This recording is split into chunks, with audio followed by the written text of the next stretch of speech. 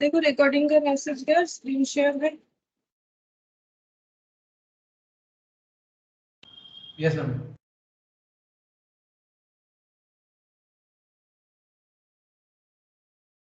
अच्छा देखो हम लोग यहाँ पर कंपाउंड इंटरेस्ट में क्वेश्चन नंबर 5 तक किए थे, बट फोर्थ वाला मैंने गैप दिया था। ठीक है, तो पहले फोर्थ वाला करेंगे, उसके बाद सिक्स्थ नंबर से स्टार्ट करेंगे। अब फोर्थ वाला क्यों गैप दिया था पहले इसको देखते हैं। ये इसमें जो ट्रिक है कैलकुलेटर का, उसको यूज करके हम लोग को करना है। ये देखो फोर्थ नंबर में क्या दिया हुआ है। फोर्थ नंबर में दिया हुआ है a machine is depreciated at the rate of 20% on reducing balance. तो हम लोग डेप्रिशिएशन तो कर भी रहे हैं चैप्टर। ठीक है, 20% रिड्यूसिंग बैलेंस मेथड पे 20% रिड्यूसिंग बैलेंस मेथड पे डेप्रिशिएशन लगने वाला है। The original cost of the machine was 1 lakh, original cost है 1 lakh and it's ultimate scrap value was 30,000। ठीक है, तो 1 लाख कॉस्ट है और 30,000 स्क्रैप है। कॉस्ट 1 लाख, 1 लाख से मशीन खरीदा गया। स्क्रैप, स्क्रैप है 30,000 और डिप्रिशिएशन लगेगा 20% on reducing balance method, 20% on WDV, 20% on WDV। ठीक है, the effective life of machine was, effective life मतलब कितने दिन बाद, ये इसका इफेक्टिव लाइफ मतलब एस्टिमेटेड यूजफुल लाइफ। ठीक है, बोल रहा है कि अगर कोई मशीन 1 लाख से परचेज हुआ, स्क्रैप उसका 30,000 हो जाएगा फ्यूचर में, अगर 20% WDV मेथड से हम लोग डेप्रिशिएशन चार्ज करते हैं तो कितने दिन बाद ये हो सकता है, ये पूछा है। तो इफेक्टिव लाइफ मतलब क्या, जब वो स्क्रैप हो जाएगा उसका इफेक्टिव लाइफ खत्म, मतलब उसका एस्टिमेटेड यूजफुल लाइफ क्या है वो पूछ रहा है। अब इस चीज को हम लोग फॉर्मूला में भी कर सकते हैं। देखो तो फॉर्मूला में हमें क्या बताया जाता है, नॉर्मली हम लोग यहाँ पर इंटरेस्ट इन्वेस्टमेंट ये सब के बारे में पढ़ रहे हैं ना, तो उसके साथ भी हम लोग कंपेयर कर सकते हैं। तो यहाँ पर स्क्रैप को हम लोग क्या बोल के डिनोट करेंगे।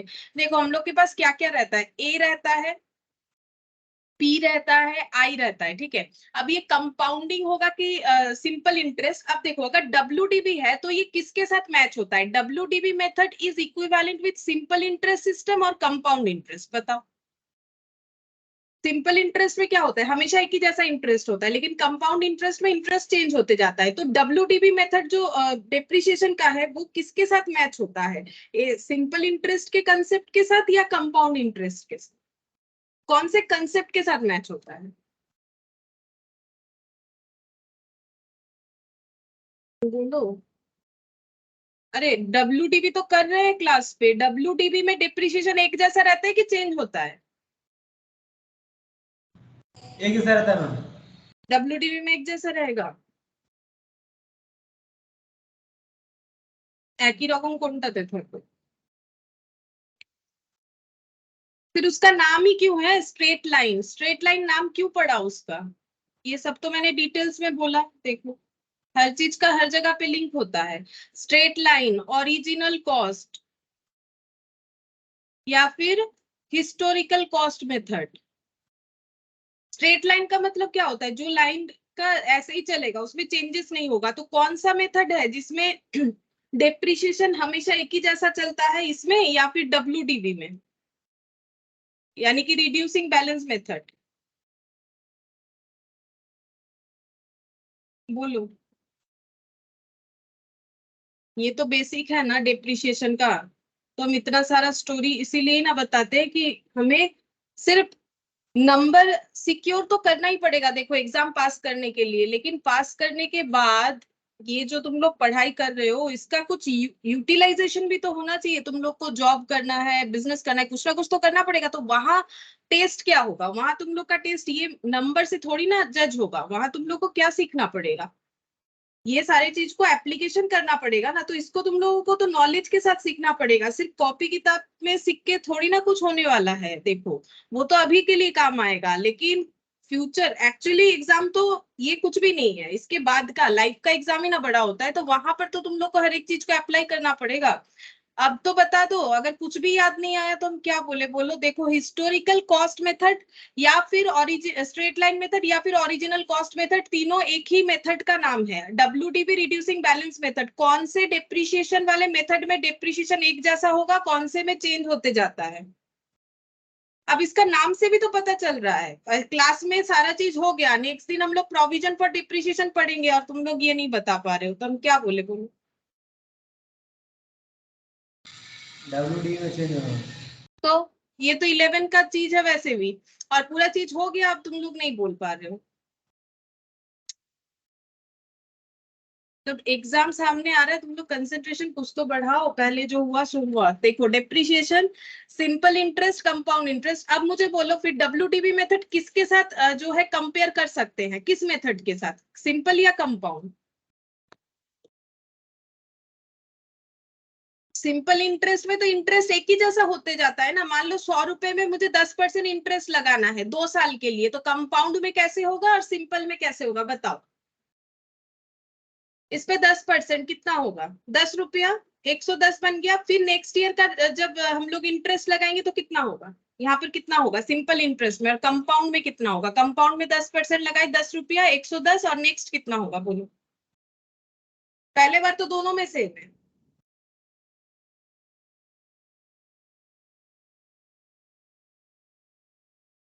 सिंपल इंटरेस्ट खत्म, कंपाउंड इंटरेस्ट खत्म, एन्युटी स्टार्ट होने वाला है। लगभग हम लोग 4 क्लास कर चुके हैं, ऐसा नहीं है कि एक एक क्लास में खत्म हो गया। अब तुम लोग मुझे ये नहीं बताओगे कि सिंपल इंटरेस्ट में सेकेंड ईयर में कितना इंटरेस्ट 100 लगा। और 90 100 और 90 100 या 10, वही 10 10 10 10, और इसमें इसमें ये अरे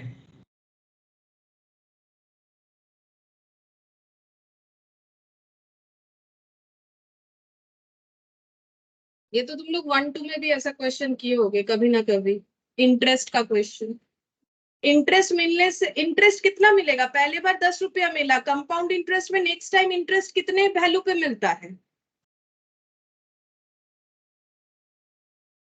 फिर तुम लोग बोलोगे मैथ टफ है, मैथ बिना तो फिर क्रैक भी नहीं कर पाओगे। देखो, math math stat, logical reasoning को तो हम लोग छोड़ के तो बाकी सारे टॉपिक को कर नहीं सकते हैं। पास करना है तो सारे सब्जेक्ट को पढ़ना पड़ेगा। तो देखो, हम जो इतना छोटा छोटा चीज दिखाते हैं, तो फिर मेरा दिखा के फायदा क्या है, तो ये नहीं समझ में आ रहा है मुझे। ये देखो, मैंने जो इतना सारा चीज दिखाया, तो इसको मुझे दिखा के फायदा क्या है। यहाँ पर 2% इंटरेस्ट, यहाँ देखो, यहाँ पर दिखाया कैसे करके इंटरेस्ट लगता है। यहाँ हर एक जगह पे मैंने एक एक बार करके दिखाया। 2000 पे 6%, 120, फिर वही 2000 पे, ये रहा ये रहा, हर बार हम दिखा रहे हैं। तो फिर इसका लॉजिक क्या है, बोलो। फिर मुझे भी तो रिटर्न में कुछ चाहिए तुम लोगों से। ऐसा थोड़ी है कि खाली हम ही पढ़ाते जाएंगे, तुम लोग भी तो कुछ बोलो। तो ये कौन सा इंटरेस्ट था, सिंपल इंटरेस्ट। यहाँ क्लियरली मैंने दिखाया है कि हर बार किस पे वैल्यू, जो प्रिंसिपल है उसी पे इंटरेस्ट लगता जाता है। यही तो हम लोगों ने सीखा ना। तो इसी पे लगता जाता है, तो प्रिंसिपल इसमें से कौन सा है, ये जो मैंने एग्जाम्पल लिया, प्रिंसिपल कौन सा है।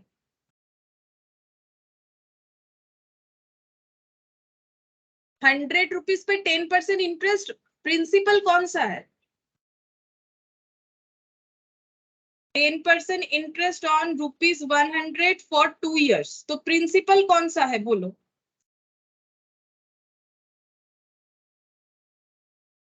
100 प्रिंसिपल 100 है। और इंटरेस्ट, 10%। और ये टाइम टी। तो इसमें प्रिंसिपल पे हर बार लगेगा, तो 100 रुपए पे कितना लगेगा, 100 रुपए पे 10%, 1 year के लिए 10 रुपीज, और उसके बाद फिर से 10 रुपीज। तो इसमें नहीं बोल पाओगे, ये कैसा लॉजिक हुआ, इसमें नहीं बोला जाएगा। इसमें कौन से अमाउंट पे लगेगा, कंपाउंड इंटरेस्ट में भी क्या सेम ऐसा ही होगा।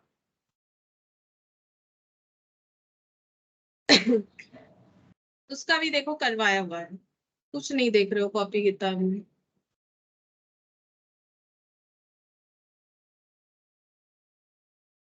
और इससे लेकिन 15 मार्क्स तक क्वेश्चन आता है। सिर्फ लॉजिकल रीजनिंग से तो सब्जेक्ट पास नहीं कर पाओगे, ऐसा नहीं हो सकता है। देखो हम पहले से वार्न कर दे रहे हैं इसीलिए, क्योंकि तुम लोग के पास अभी भी टाइम है, और हम स्लो स्लो इतना करवा रहे हैं, इसको बाद में देखो अभी नहीं बोल पा रहे हो तो बाद में खुद पढ़ के कैसे होगा। अभी तो कम से कम देखो चैप्टर ही खत्म नहीं हुआ, ये चैप्टर ही खत्म नहीं हुआ और भूल जा रहे हो, ऐसा करने से चलेगा? Good morning Sunil.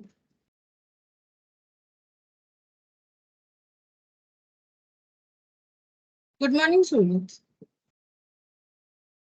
जो भी आवाज नहीं आ रहा होगा, चलो यहाँ पर ये गया सिंपल इंटरेस्ट, ठीक है। कंपाउंड इंटरेस्ट का देखते हैं। ये देखो कंपाउंड इंटरेस्ट में हम लोग को क्या होता है कि हर बार जो इंटरेस्ट का अमाउंट है वो ऐड हो जाता है और उस पे हमें इंटरेस्ट मिलता है। ये देखो जैसे यहाँ पर आया, और कंपाउंड इंटरेस्ट कहाँ लिखा है मुझे दिख भी नहीं रहा है, कहाँ लिख दिया मैंने कंपाउंड। ये तो सारे सिंपल इंटरेस्ट का ही क्वेश्चन होगा, एक्सरसाइज खत्म हुआ। ये रहा कंपाउंड इंटरेस्ट, मैंने स्टार्ट किया और मैंने यहाँ पर दिखाई। ये देखो अगर यही चीज मैंने यहाँ पर कंपेयर करके भी दिखाया, कंपाउंड इंटरेस्ट में क्या होगा, 50,000 पे जो इंटरेस्ट हुआ वो ऐड हो जाएगा, फिर ये एडेड अमाउंट पे लगेगा। तो फिर ये सब स्टोरी का क्या फायदा, ICICI 50,000 deposit 2 years compounded annually, ये सब जो मैंने बताया। फिर इसका सिर्फ इतना ही नहीं, यहाँ पर हम लोगों ने सिंपल इंटरेस्ट में भी देखा कि अगर ये चीज सिंपल इंटरेस्ट में होता तो कैसा होता। Good morning Mansi. Good morning ma'am. तो सिंपल इंटरेस्ट में होने से ऐसे होता है, सिंपल इंटरेस्ट में हमेशा प्रिंसिपल पे लग रहा है, सारी चीज को तो डिटेल्स में बताया है। अब तो बता दो कि कंपाउंड इंटरेस्ट ये इस पे लग रहा है 110, ठीक है, तो नेक्स्ट कितने पे लगेगा, कितना होगा? 210 210 प्रिंस इंटरेस्ट या फिर अमाउंट? अमाउंट अमाउंट अमाउंट 210 होने से यहाँ पर इंटरेस्ट तो बताओ, इंटरेस्ट नहीं बताओगे तो अमाउंट कैसे पता चलेगा?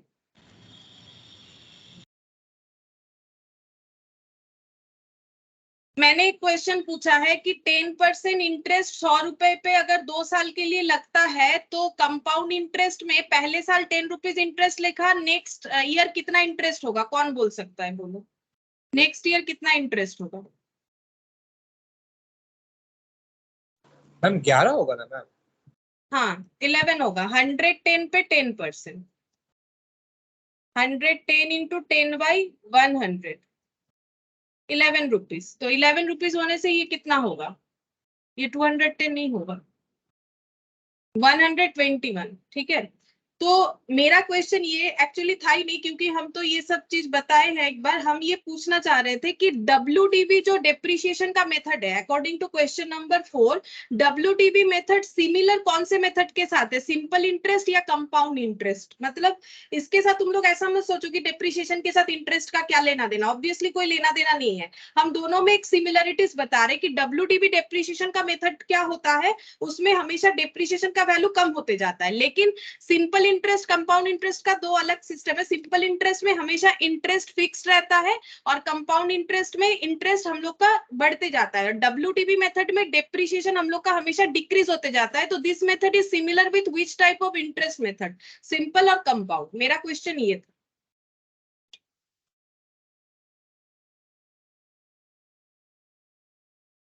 Compound interest. कंपाउंड इंटरेस्ट, क्योंकि इसमें इंटरेस्ट क्या हो रहा है, चेंज होते जा रहा है। अब ये इंटरेस्ट है बोल के इंक्रीजिंग है, ये डेप्रिसिएशन है बोल के डिक्रीजिंग है, लेकिन है क्या, WDV किसके साथ सिमिलर हो रहा है, ऑब्वियसली कंपाउंड इंटरेस्ट के साथ। क्योंकि WDV मेथड में हम लोग का क्या हो रहा है, WDV मेथड में हम लोग का डेप्रिसिएशन कम होते जा रहा है, सिंपल मतलब चेंज है, बेसिकली चेंज है, ठीक है। यहाँ पर depreciation year two year change है, यहाँ भी interest year two year change है, बट यहाँ पर फिक्स्ड है। अगर ये मुझे SLM मेथड बताता, क्वेश्चन में ये SLM बताता, तो ये किसके साथ सिमिलर होता, कौन से तरीके के साथ सिमिलर होता? ऑब्वियसली सिंपल इंटरेस्ट के साथ। स्ट्रेट लाइन मेथड में हमेशा डेप्रिसिएशन क्या होता है, डेप्रिसिएशन कांस्टेंट होता है, ठीक है। तो यहाँ पर सिंपल इंटरेस्ट मेथड में भी जो इंटरेस्ट है वो कांस्टेंट है, ठीक है। अब क्वेश्चन दिया है इसलिए हम इतना सारा बात बता रहे थे। यहाँ पर देखो हम लोग को बोला है कि machine is depreciated at the rate of 20% on diminishing balance method, ठीक है। एक मशीन खरीदा गया, वो डेप्रिसिएशन होगा 20% डिमिनिशिंग बैलेंस मेथड में, उसका स्क्रैप हो जाएगा 30,000 किसी एक पर्टिकुलर ईयर में, मतलब स्क्रैप वैल्यू कब का बताया जाता है? जब उस मशीन को यूज करना हम लोग बंद कर देंगे, यानी eight the end of the useful life. हम लोग को क्वेश्चन में यूजफुल लाइफ या फिर इफेक्टिव लाइफ क्या है वही पूछा है, ठीक है। अब इसको हम लोग फिर कौन से तरीके से लगा सकते हैं? क्या हमें कंपाउंड इंटरेस्ट जैसा फॉर्मूला अप्लाई करना चाहिए कि सिंपल इंटरेस्ट? इसी के लिए मैंने इतना सारा चीज बोला, क्योंकि मुझे तो इसको फॉर्मूले में करना पड़ेगा। ये तो तुम लोग का नॉर्मल अकाउंट्स का क्वेश्चन नहीं है, अकाउंट्स के तरह भी कर सकते हो। 1 लाख में डिप्रिसिएशन लगाते जाना तो भी हो जाएगा, लेकिन एग्जैक्ट आंसर मिलने में दिक्कत होगा, ठीक है। हम दिखा देते क्यों दिक्कत होगा, इसीलिए हम बोल रहे हैं। तो अगर ये कंपाउंड इंटरेस्ट के साथ सिमिलर है तो मुझे बताओ, कंपाउंड इंटरेस्ट फॉर्मूले में ये सारे तीन चीज आते हैं, तो यहाँ पर ए कौन सा है, पी कौन सा है, आई कौन सा है, मुझे ये बताओ। ये पूरे क्वेश्चन में ए पी आई को हम लोग कैसे डिनोट कर सकते हैं? ये तीन वैल्यू में किस कौन से वैल्यू को हम लोग ए यानी अमाउंट, कौन से वैल्यू को पी यानी प्रिंसिपल, और कौन से वैल्यू को आई बोल सकते हैं, ये बताओ मुझे।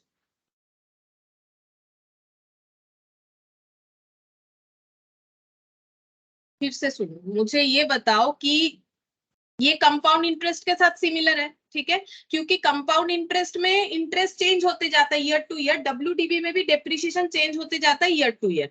अब मुझे क्या करना है, इस क्वेश्चन को कंपाउंड इंटरेस्ट मेथड में ट्रांसफर करना है, मतलब इंटरेस्ट नहीं लेना है। कंपाउंड इंटरेस्ट में जैसे कंपाउंडिंग होता है, यहाँ पर वैल्यू कम के ज्यादा, ये देखो नॉर्मली फॉर्मूला क्या होता है, a equal to P into 1 plus I whole to the power n, ठीक है। अगर हम इसको ऐसे कर दे a equal to P into 1 minus I whole to the power n, तो ये डेप्रिसिएशन वाले फॉर्मूले में ट्रांसफर हो गया। लॉजिक है। मुझे क्या करना है, मुझे इंटरेस्ट मिलता है तो मैंने ऐड करके दिखाया, और यहाँ डेप्रिसिएशन की वजह से एसेट का वैल्यू कम होगा तो मैंने ये आई को माइनस करके दिखा दिया। तो अगर ये फॉर्मूले में अप्लाई करेंगे तो मुझे आंसर मिल जाएगा। लेकिन मुझे ये तो बताओ कि ए इसमें से कौन सा है, पी कौन सा है और आई कौन सा है? कोई नहीं बताओ, मतलब क्या कुछ भी नहीं समझ में आ रहा है या बताना नहीं है? ए पी आई हम ये पूछ रहे हैं।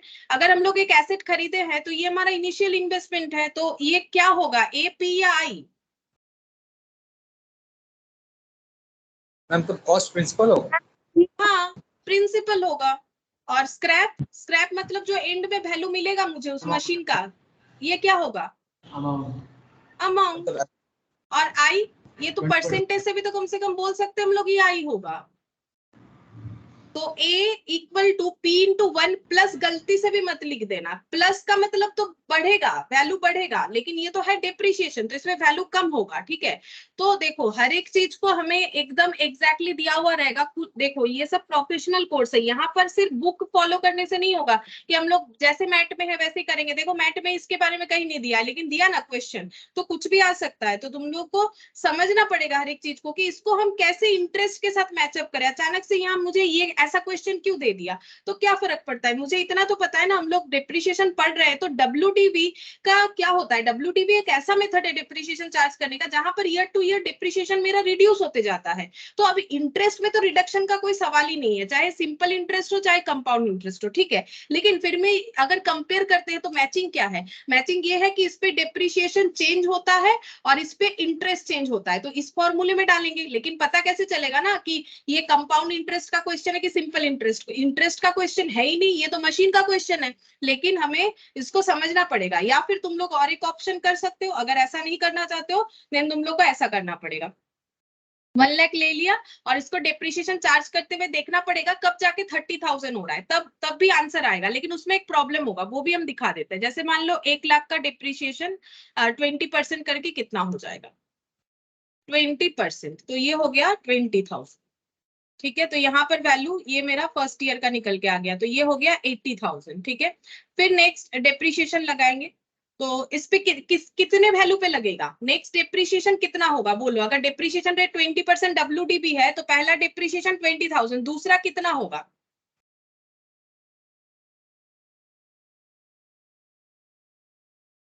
दूसरा डेप्रिसिएशन कितना होगा, दूसरे साल का डेप्रिसिएशन कितना होगा। अगर पहला 20,000 हुआ 1 लाख पे 20%, तो नेक्स्ट डेप्रिसिएशन कितना होगा, 16,000। 16,000, 80,000 पे लगेगा। तो ये हो गया 16,000, ठीक है। माइनस करते हैं कितना बच रहा है, 64,000। फिर से डेप्रिसिएशन लगा, कितना होगा 64,000 पे 20%, एटलीस्ट मुझे ये तो बताओ करना क्या है, तब तो मुझे पता चलेगा कि तुम लोग को समझ में आ रहा है, नहीं तो फिर पूछेंगे तुम लोग नहीं बोल पा रहे हो। तो 64,000 यहाँ पर 64,000, ठीक है। तो ये कितना हो गया 51,200। क्या अभी भी चार्ज करेंगे? करेंगे ना। मुझे कहाँ तक का चाहिए? मुझे पूछा है कि 30,000 इसका वैल्यू आ जाएगा, तब तक का मुझे डिप्रिसिएशन लगाते जाना है, कितने साल में होगा। तो ये 1 ईयर हो गया, ये फिर से 1 ईयर, ये फिर से 1 ईयर, अब फिर से डिप्रिसिएशन लगाएंगे। किस पे लगेगा? बोलो। 10,240 आएगा। हाँ 10,240, 51,200, तो कितना हो गया 40,960। अगेन डेप्रिसिएशन चार्ज करना है जब तक हमें 30,000 नहीं मिल जाता है। 8192 अच्छा 8192 माइनस करके देखते हैं 40,960, 32,768, ठीक है। ये और एक साल हो गया। अब फिर से चार्ज करेंगे, क्यों बताओ? फिर से चार्ज इसीलिए करना पड़ेगा, मुझे यहाँ कितना चाहिए 30,000 चाहिए, ठीक है। मुझे स्क्रैप 30,000 चाहिए, तो डेप्रिसिएशन इस पे अगर हम लोग 1 ईयर का लगाएंगे तो देखो ये कितना हो जाएगा, ये 30,000 नहीं रहेगा। देखो अगर हम लोग इसमें 6,554 कर देते हैं, 3 को मैंने 4 कर दिया, 3.6 है, तो माइनस करके देखो कितना आएगा 32,768 माइनस 6,554 करने पे 26,000। ये अगर कर लेते हैं ना तो आ जाता है 26,214। लेकिन मुझे कैसा स्क्रैप चाहिए 30,000। इसका मतलब ये 1 ईयर का नहीं लगना चाहिए, ठीक है। ये कितना लगना चाहिए? ये कितना लिखने से मेरा 30,000 आ जाएगा? इसके जगह हम 2768 अगर माइनस करेंगे, बोलो 32,768 से अगर हम लोग 2,768 माइनस करते तब ना होगा 30,000। यही तो चाहिए स्क्रैप। हाँ लेकिन ये कितने टाइम के लिए लग रहा है वो तो फाइंड आउट करना पड़ेगा ना। तो यहाँ पर मुझे कितना साल मिला 1 2 3 4 5 एंड समथिंग होना चाहिए। 1 साल तो नहीं हो रहा है, 1 साल से कम, मतलब मेरा आंसर होना चाहिए 5 ईयर एंड कुछ मंथ, ठीक है। वो मुझे नहीं पता कितना मंथ आंसर आया। अब यहाँ ऑप्शन देखो क्या क्या है, 4.5 है, 5.4 है, 5 ईयर है, नन ऑफ दिस है। तो कौन सा आंसर तुम लोग को सही लग रहा है? क्या 4.5 होगा? ये तो कंफर्म नहीं होगा क्योंकि 5 इयर्स का तो डिप्रिसिएशन पक्का लगने वाला है और उसमें कुछ मंथ और भी लगने वाला है, ठीक है। बी में बोला है 5.4 और सी में बोला है 5। थोड़ा म्यूट कर लो ना, तुम लोग का बैकग्राउंड का आवाज आ रहा है। 5.4 और ये है 5 इयर्स अप्रोक्स। ये तो नहीं होगा, कंफर्म हुआ नन ऑफ दिस। और ये तीनों में से कौन सा आंसर तुम लोग को लग रहा है सही है? 5.4 होना चाहिए या 5 होना चाहिए या नन ऑफ दिस? अब देखो क्योंकि 5 से ज्यादा है, यहाँ भी एक अप्रोक्स दे रखा है, यहाँ भी एक अप्रोक्स दे रखा है, ठीक है। अब कैसे कंफर्म करोगे कौन सा सही है? 5 नन ऑफ दिस होगा क्योंकि 5.4 में नहीं आएगा, 1769 आ रहा है, 1769। हाँ लेकिन एक्चुअली 5.4 का मतलब तुम लोग 5.4 इयर्स मत सोच लो। 5.4 का मतलब 5 इयर्स, और इसमें 0.4 में हम लोगों ने क्वेश्चन देखा था ना, इसमें कितना इंटू करना पड़ेगा। 5.4 मतलब कैसे समझोगे? एक 1.6 वाला क्वेश्चन आया था सिंपल इंटरेस्ट का, याद है तुम लोग को? ये देखो, ये देखो 1.6 इयर्स, उसको हम लोगों ने किस में ट्रांसफर किया था? रुको हम दिखाते हैं। कहा गया, ये रहा 1.6 इयर्स को कैसे ट्रांसफर किया था, 1 ईयर प्लस 0 पॉइंट। ये देखो तुम लोग बोल रहे हो 5.4 ईयर आंसर नहीं होगा, इसीलिए क्योंकि 5.4 को तुम लोग कैसे कंसिडर कर रहे हो नहीं पता। करना तो ऐसा है, देखो 0.4 इंटू 12 मंथ्स करना है, तो 5 ईयर, ठीक है। और ये 0.4 इंटू 12 कितना होता है? 4.8। 4.8। हाँ तो इसको हम लोग कितना बोलेंगे 5 ईयर 4.8 मंथ्स। तो 4.8 मंथ का डेप्रिसिएशन चेक करना पड़ेगा कितना आ रहा है, तब ना कंफर्म करेंगे। मतलब कंफर्म तो ऐसे डायरेक्ट नहीं बोल सकते कि ये वाला नहीं होगा, ठीक है। तो हमें कंफर्म करना पड़ेगा। तो कितना आ रहा है 4.8 मंथ। अब 4.8 मंथ का डेप्रिसिएशन निकालेंगे। अच्छा वैल्यू कितना है यहाँ पर, थोड़ा देखने में दिक्कत हो रहा होगा, एक सेकेंड यहाँ पर देख लेते। 32,768 into 20% into 4.8 divided by 12 check करते हैं। अगर इसमें एग्जैक्ट लगभग इतना आ जाता है तो फिर 5.4 ही मेरा आंसर होगा, तब हम ये नहीं बोलेंगे कि नहीं होगा। इंटू 20% इंटू 4.8 डिवाइडेड बाई 12, देखो आ रहा है, करीब करीब आ रहा है, ठीक है। 2,600। আবার ওটা বলবা না প্রসেসটা, মানে 32,768 ইনটু 20% 20% depreciation rate ছিল তো। আর যেরকম 6/12 হয় ওরকম 4.8/12 টাইম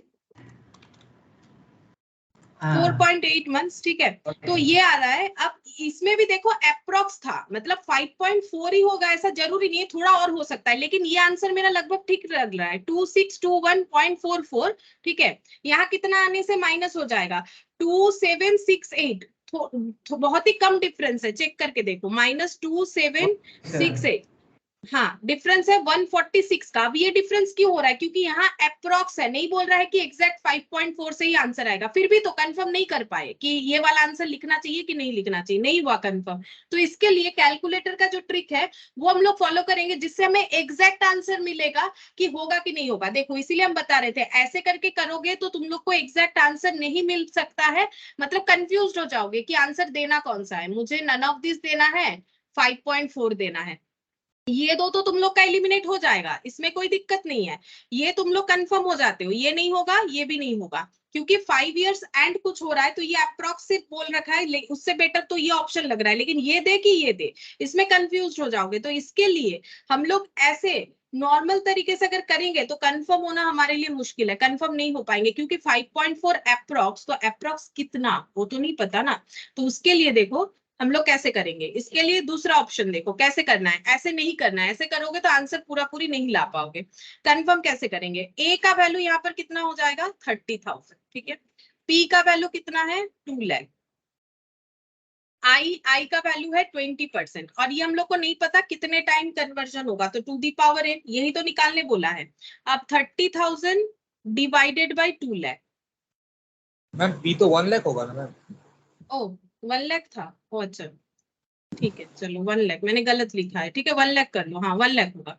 अच्छा 1 माइनस 20% मतलब कितना हो जाएगा 20 डिवाइडेड बाई 100, 0.2 माइनस 1 कितना हो गया 0.8 टू दी पावर n, तो 30,000 डिवाइडेड बाई 1 लाख 0.3, ठीक है। 0.3 equal to 0.8 to the power n, ठीक है। अच्छा अब क्या करोगे, देखो कितना आसान है, इसमें टाइम लगेगा। हम लोग, इसका मतलब क्या हो गया कि 0.8 को कितने बार मल्टीप्लाई करने से 0.3 आएगा, तो इक्वल हो जाएगा ना। बात समझ में आया? देखो यहाँ पर जैसे बोलो, यहाँ दिया हुआ 4, यहाँ दिया हुआ 2 टू दी पावर n, तो हम लोग क्या बोलेंगे कि 2 को कितने बार मल्टीप्लाई करने से 4 आएगा, तभी तो ये दोनों बराबर है। तो हम लोग इसमें से क्या बोल सकते हैं, 2 को कितना बार मल्टीप्लाई करेंगे। तो देखो ये तो सिंपल सा अमाउंट है, तो तुम लोग बोल दोगे कि इसको 2 बार मल्टीप्लाई करने से 4 आएगा, लेकिन इसको कैलकुलेटर पे कैसे चेक करें, 2 इंटू 2, अच्छा 2 बार करने से आ गया, तो n का वैल्यू 2 हुआ, ठीक है। ऐसे करके चेक कर सकते हैं ना। अच्छा 2 बार मैंने 2 को मल्टीप्लाई किया तो 4 आया, तो इसका मतलब 2 टू दी पावर 2 होने पे 4 होगा। सिमिलर तरीके से तुम लोग चेक करो कि 0.8 को कितने बार मल्टीप्लाई करने से 0.3 आएगा, वही मेरा n का वैल्यू होगा। अब देखो हम लिखते हैं यहाँ पर 0.8, अब कैसे मल्टीप्लाई करना है वो भी मैंने सिखाया है, ऐसे इंटू 0.8 फिर इंटू 0.8, ये सब नहीं करना है, ठीक है, टाइम चला जाएगा। करना क्या है 0.8 इंटू, ऐसे 0.8 इंटू इक्वल दबाओ, 2 बार हुआ, 3 4 5 6, ये देखो 5 बार में आया था। देखो n इक्वल टू 6 में कितना वैल्यू आया 0.262144, और n इक्वल टू 5 में कितना आया, तो 5 में फिर से एक बार देख लेते, 0.8 इंटू 2 3 4 5, देखो लगभग इतना आ रहा है 0.32768, ठीक है। लेकिन मुझे एक ही सिंगल डिजिट है 0.3, तो 5 से 6 के बीच में होगा, तभी ना आंसर 5.4 या नन ऑफ दिस में हम लोग अटके हुए हैं कि मेरा आंसर क्या होना चाहिए। तो 5 से 6 के बीच में होगा, मतलब n जो है, मतलब 0.8 को 5 टाइम्स मल्टीप्लाई करने से इतना आ रहा है, 6 टाइम करने से इतना आ रहा है, ठीक है। तो हम लोग को आंसर देना है कि कौन सा मतलब सही आंसर है, ठीक है। अब हम लोग के पास कंफ्यूजन वही वाला हो गया, 5.4 होगा कि 5 होगा कि 4, देखो 4.5 तो हम लोग का क्रॉस हो जा रहा है। हम लोग को दो ही चीज का कंफ्यूजन है, दिस वन और दिस वन, तो हम लोग 5.4 से चेक करेंगे। तो जो डर्टी पावर मैंने लास्ट दिन सिखाया था वो वाला आज फिर से बताएंगे। देखो डर्टी पावर मतलब, अगर मेरा आंसर, सपोज कि मेरा आंसर ऑप्शन बी करेक्ट है, ठीक है, अगर ऑप्शन बी मेरा करेक्ट है 5.4 अप्रोक्स, ये मेरा आंसर है, तो फिर ये चीज सेटिस्फाई होना चाहिए, that is 0.3 equal to 0.8 to the power 5.4, ठीक है, ये मेरा सेटिस्फाई होना चाहिए। अब बताओ इसे डर्टी पावर क्यों बोल रहे हैं, क्योंकि 0.8 टू दी पावर 5 तो कर लेंगे, लेकिन 5.4 को कैसे कैलकुलेट करेंगे ये हमें नहीं आता है, लेकिन लास्ट दिन मैंने सिखाया था कैसे करके करना है। इसको बोला जाता है डर्टी पावर, इसको हम लोग सॉल्व करना सीखेंगे आज, फिर से देखो करना जरूरी है, ठीक है। सबसे पहले तुम लोग को क्या करना पड़ेगा, 0.8 को करना पड़ेगा 12 टाइम्स रूट, इसको करना पड़ेगा 12 टाइम्स रूट। अब ये क्या टेक्निक है, हाँ ये एक ट्रिक है जो साइंटिफिक कैलकुलेटर तो हम लोग यूज कर नहीं सकते हैं, तो इसी को कुछ ऐसा करेंगे कि ये हमें आंसर दे पाएगा। अगर साइंटिफिक कैलकुलेटर यूज करने के लिए देता तो फिर कोई झमेला नहीं था, आराम से तुम लोग कर सकते थे, लेकिन यहाँ पर ऐसा नहीं होगा, ठीक है। हमें जो ये कैलकुलेटर है नॉर्मल जो तुम लोग का कॉमर्शियल, उसी पे इसको कैलकुलेट करके देखना पड़ेगा, कंफर्मेशन तो चाहिए, अदरवाइज कैसे आंसर दे के आओगे। तो 0.8, ठीक है, इसको 12 टाइम्स रूट करना है, तो 12 टाइम्स रूट करने के बाद फिर ये हो गया स्टेप 1, ठीक है, स्टेप वन में क्या करना है, जो भी बेस रहेगा उसे 12 टाइम्स रूट करना है, दैट इज 0.8 को 12 टाइम्स रूट करना है। फिर स्टेप 2 में क्या करना पड़ेगा, जो भी वैल्यू आएगा उसमें हमें करना है -1, ठीक है। फिर स्टेप 3 में हम लोग को क्या करना पड़ेगा, -1 करने के बाद जो भी वैल्यू आएगा उसमें इंटू करना पड़ेगा 5.4, मतलब पावर को इंटू करना पड़ेगा, ये लास्ट दिन मैंने लिखवा दिया था, ठीक है। और ये देखो स्टेप 4, इसमें जाके हमें करना है +1, और स्टेप 5 में जाके क्या करना है, स्टेप 5 में जाके करना है इंटू इक्वल टू 12 टाइम्स, ये करना है, ठीक है। अब हम यहाँ पर कैलकुलेटर पे दिखाते हैं, देखो सबसे पहले करेंगे 0.8 का 12 टाइम्स रूट, कैसे होगा, 1 2 3 4 5 6 7 8 9 10 11 12, देखो सबका ये आंसर आ रहा है कि नहीं, 12 टाइम्स रूट करने से ये आ रहा है कि नहीं, चेक कर लो, सब कोई हाँ कैलकुलेटर मैम। पे आ रहा है, ठीक है। अब करो -1, कर दिया, ये मेरा पता नहीं क्यों इसमें एरर दिखा देता है -1 करने से, ठीक है, रुको 1 मिनट, हम ऐसे करके करते, तुम लोग -1 करो, देखो कितना आ रहा है। ये हो गया 1 2 3 4 5 6 7 8 9 10 11 12, ठीक है, ये आ रहा है। फिर मुझे करना है -1, बट मेरा ये यहाँ पर सपोर्ट नहीं करता है, ये गड़बड़ हो जाता है, इसमें -1 करेंगे, फिर से एरर इसीलिए हो जाता है क्योंकि हम पीछे -1 लगाते हैं ना, जो तुम लोग का नॉर्मल कैलकुलेटर में प्रॉब्लम नहीं होता है। इसमें और कोई ट्रांसफॉर्मेशन तो मुझे पता नहीं है, इसको कैसे ट्रांसफर कर सकते हैं, चलो कोई बात नहीं, इसमें एक काम करते हैं, नहीं हो रहा मैम, लिमिट मतलब फिट नहीं हो रहा है। नहीं तुम लोग का आ जाएगा, तुम लोग का कैलकुलेटर में आ जाएगा, -1 करो, कितना आ रहा है देखो, तुम लोग का कैलकुलेटर एरर नहीं दिखाएगा, नॉर्मल कैलकुलेटर एरर नहीं दिखाएगा, -1 करो, देखो कितना आ रहा है, कुछ तो आ रहा होगा, बताओ मुझे कितना आ रहा है।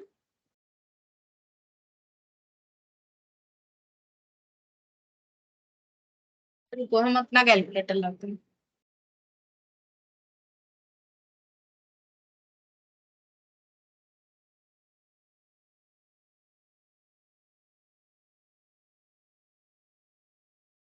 -1 करने से आएगा, क्यों नहीं आएगा, रुको एक सेकंड,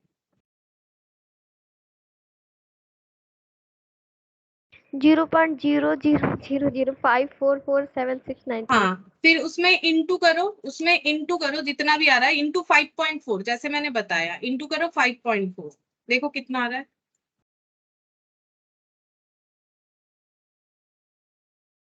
0.0002941752। अच्छा फिर +1 करो,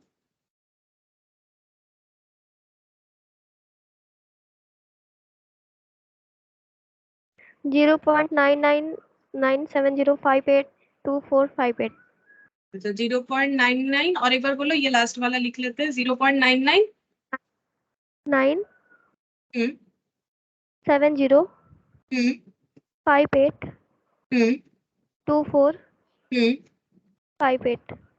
58, अब इंटू इक्वल टू, ऐसे करके इंटू इक्वल टू, फिर इंटू इक्वल टू, ऐसे करके 12 बार करो, करने के बाद देखो क्या आ रहा है,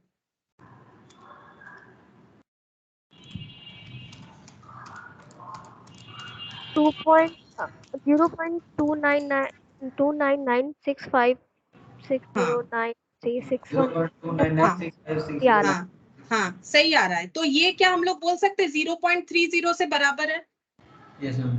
बोल सकते हैं। तो कंफर्म हुआ कि 5.4 इज द राइट आंसर, क्योंकि 5.4 से 0.3 आ जा रहा है। तो ये कंफर्म करने का तरीका है। मेरे यहाँ पर क्या होता है ना, -1 करने से ये सपोर्ट नहीं कर रहा है, ये दिखा रहा है कि एरर है। एरर इसीलिए दिखा रहा है बिकॉज -1 कम हो रहा है। अब इसको 1 माइनस करके किया जा सकता है कि नहीं वो मुझे भी नहीं पता। 1 माइनस करके फिर मुझे ये वैल्यू देख के लिखना पड़ेगा 0.9999, ठीक है मुझे दिख रहा है यहाँ 45523077838, ठीक है ये वैल्यू आएगा। इसके बाद ये वाला स्टेप हम बता रहे, देखो ये वाला स्टेप बता रहे -1, फिर इंटू करो 5.4 इंटू 5.4 इंटू 5.4, जो भी वैल्यू आया। फिर से इसमें पता नहीं क्या एरर दिखा रहा है, छोड़ो कोई बात नहीं। तुम लोग अपने कैलकुलेटर में करो जैसे मैंने बताया, ठीक है करने से ऐसे आंसर आ ही जाएगा। ये देखो 0.8 को 12 बार रूट करना है।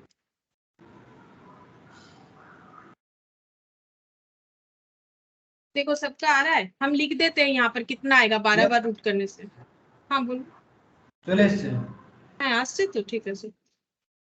ये देखो हम लिख भी दे रहे हैं, हम एक बार लिखे हो दीजिए, हम एक बार लिख भी दे रहे हैं। देखो अगर जिनका नहीं आ रहा है वो अपने कैलकुलेटर पे चेक करो कि कितना आना चाहिए। 0.00005447693, एक के बाद एक स्टेप फॉलो करने से ऐसे दिखेगा, ठीक है ये वैल्यूज दिखेगा कैलकुलेटर पे तुम लोग को 0.00029417542, ठीक है फिर +1 करने से आ जाएगा 0.9970582458, ठीक है। हम देखते हैं इसमें कुछ ट्रांसफॉर्मेशन किया जा सकता है कि नहीं, कि ताकि एरर जो दिख रहा है वो ना दिखे। तुम लोग के नॉर्मल कैलकुलेटर में कोई दिक्कत नहीं होगा। उसके बाद इनटू इक्वल, फिर इनटू इक्वल, ऐसे करके 12 बार करोगे तो तुम लोग को पता चल जाएगा। ये है डर्टी पावर सॉल्व करने का तरीका, ताकि तुम लोग कंफर्म कर पाओ कि कौन सा आंसर सही है। देखो इसमें मैंने काफी टाइम लगाया, क्योंकि तुम लोग को ये वाला चीज टाइम वैल्यू मनी सीखने के लिए करना ही पड़ेगा। पहले पहले लगेगा कि इतना टफ चीज है, करते करते जब आदत हो जाएगा ना तो कोई प्रॉब्लम नहीं होगा। और सबसे बड़ा बात है कैसा भी पावर हो तुम लोग सॉल्व कर पाओगे, ठीक है। कोई भी कैलकुलेटर नॉर्मल से नॉर्मल कैलकुलेटर में सॉल्व हो जाएगा, बस ये रूट वूट का फंक्शन होना चाहिए, वो सभी कैलकुलेटर में रहता ही है, ठीक है। तो ये हम लोग का आंसर फिर बी हुआ, ये कंफर्म हुआ कि बी होगा, नहीं तो लग सकता है ना कि डी होगा। चलो खत्म करते इस क्वेश्चन को, और इस पे ज्यादा डिस्कशन नहीं करेंगे, बाकी तुम लोग प्रैक्टिस करना। अब देखो 6th नंबर क्वेश्चन में क्या बोला है। बोल रहा है कि the population of a town increases every year by 2% of the population at the beginning of that year। बोल रहा है कि किसी एक जगह का पॉपुलेशन पर ईयर 2% करके इंक्रीज हो जाता है शुरुआती में जितना है उसके हिसाब से। फिर बोल रहा है the number of years by which the total increases of population भी 40%। तो पहले क्वेश्चन तो समझना पड़ेगा। ये लास्ट लाइन क्या बोल दिया, लास्ट लाइन बोल रहा है कि कितने सालों में टोटल पॉपुलेशन इंक्रीज हो जाएगा 40%। मतलब सीधा सा बात है, ऐसा बोल रहा है। मतलब हम लोग पहले चीज को समझ लेते हैं। बोल रहा है कि आज अगर पॉपुलेशन 100 है तो कितने दिन में जाके वो 140 हो जाएगा। मैंने क्यों लिखा 140, क्योंकि बोल रहा है पॉपुलेशन 40% इंक्रीज हो जाएगा। 40% का मतलब कितना, 100 पे 40% लगाने से कितना 40, तो टोटल 140 लोग हो जाएंगे, ठीक है। ये हमें पूछा जा रहा है। अच्छा अब जो ग्रोथ है वो कैसा है, ग्रोथ जो है वो 2% करके है। अब फिर से हम लोग को नॉर्मल क्वेश्चन बताया है, कुछ इंटरेस्ट नहीं बताया, लेकिन ये कौन से इंटरेस्ट के जैसा सिमिलर होगा, सिंपल या कंपाउंड। इसको हमें क्या करना चाहिए, मतलब पॉपुलेशन जो इंक्रीज होगा वो सिंपल तरीके से होगा, मतलब हर बार क्या फिक्स्ड परसेंटेज में इंक्रीज होगा या कंपाउंडिंग होगा, क्या लगता है। मतलब परसेंटेज नहीं, मतलब फिक्स्ड अमाउंट। हाँ बोलो। कंपाउंडिंग। कंपाउंडिंग ऐसा थोड़ी होगा कि देखो नॉर्मली 100 पे 2% मतलब कितना बढ़ेगा, 100 पे 2% मतलब 2 लोग, ठीक है फिर दो ऐसा ही होगा, ऐसा जरूरी नहीं है, ठीक है। वो कंपाउंडिंग होता है, तभी तो जो है हम लोग का यहाँ पर देखो पॉपुलेशन इतना हो रहा है ना कि मतलब ह्यूमन बीइंग का ऐसे थोड़ी ना है कि फिक्स कि दो दो दो करके ही बढ़ेगा 2-2%, वो तो कंपाउंडिंग होगा। तो यहाँ पर ए क्या है, अब कंपाउंडिंग पता चल गया, ए आई और पी को बताओ, क्योंकि कंपाउंडिंग का तो वही फॉर्मूला होता है ए आई और पी से। तो यहाँ आई क्या है, आई तो हम बताएंगे, ये वाला परसेंटेज देख के बताना चाहिए। और ए और पी बोलो कौन सा क्या है। 100 और ए है 140. 100 140 क्या है? ठीक ही बोल रहे थे। A. हाँ, और ये P है, ठीक है। अच्छा, अब इस पे अप्लाई करेंगे। A equal to P into 1 plus I whole to the power n। A 140, P 100, I 2%, n पता करना पड़ेगा, ठीक है। अच्छा, 140 बाई 100, 1 प्लस 2%। अब 2% का मतलब होता है 2 बाई 100, 2% का मतलब 2 by 100 plus 1, 1.02 to the power n, और ये हो जाएगा 1.4। 1.4 equal to 1.02 whole to the power n। अब क्या करेंगे, 1.02 को मल्टीप्लाई करके देखेंगे कि कितने में जाके 1.4 हो रहा है, ठीक है। पहले ये देखेंगे और उससे हम लोग आंसर देने का कोशिश करेंगे, और फिर अगर हमें कोई कंफ्यूजन रहेगा तो डर्टी पावर का यूज करके सॉल्व करने का कोशिश करेंगे। तो देखते हैं कि तुम लोग बताओ कि n को कितना बार मतलब 1.02 को कितना बार मल्टीप्लाई करने से 1.4 आ सकता है। चेक करके देखो, कैलकुलेटर में देखना पड़ेगा। 1.02 को मल्टीप्लाई करना स्टार्ट करो। 2, 3, 4, 5, 6, 7, 8, 9, 10, 11, 12, 13, 14, 15, अच्छा 16, 16 में 1.3 आ रहा है, 17 में आया 1. ये देखो 17 में मिला 1.4002 ऐसे आ रहा है। तो 18 करने पे इससे ज्यादा आ जाएगा, देखते हैं 18 करने पे 1.4282, ठीक है। मैंने 4 डिजिट लिखा है। तो n का वैल्यू ये मेरा 17 में आया, n का वैल्यू ये मेरा 17 बार मल्टीप्लाई करने से आया, ये मेरा 18 बार मल्टीप्लाई करने से आया, ठीक है। तो मेरा आंसर क्या होना चाहिए 17 से 18 के बीच में, क्योंकि मुझे क्या चाहिए 1.4। ये भी 1.4 है, ये भी 1.4 है, लेकिन ये मोर है, ये लेस है, मतलब 1.4002, 1.4282। तो एग्जैक्ट आंसर क्या होना चाहिए 17 होना चाहिए, ठीक है। क्योंकि देखो इसमें ही 1.4 हो जा रहा है। क्या 17 के हमारे कोई आंसर्स देखते हैं किस तरीके से है? देखो आंसर्स में है 7 year, 10 year, 7 year approx, none of this. तो तुम लोग बोलो कौन सा सही आंसर लग रहा है? 17 year approx, none of this, कौन सा सही आंसर लग रहा है? 17 year. 17 ईयर, ठीक है। 17 ईयर, देखो 7 तो होगा नहीं, 7 का तो कोई सवाल ही नहीं, या तो 17 या तो 18, ठीक है। 10 भी नहीं होगा। अब 17 और नन ऑफ दिस में कंफ्यूजन करने का जरूरत नहीं है। देखो हम बताते हैं, ये देखो यहाँ पर हम पहले लिख देते हैं C 17 ईयर्स मेरा आंसर होना चाहिए। अब इसमें अप्रोक्स क्यों लिखा हुआ है? क्योंकि देखो ना एग्जैक्ट तो 1.4 नहीं आया ना, थोड़ा सा आगे और भी डिजिट आ रहा है, तो अप्रोक्स लिख दिया है।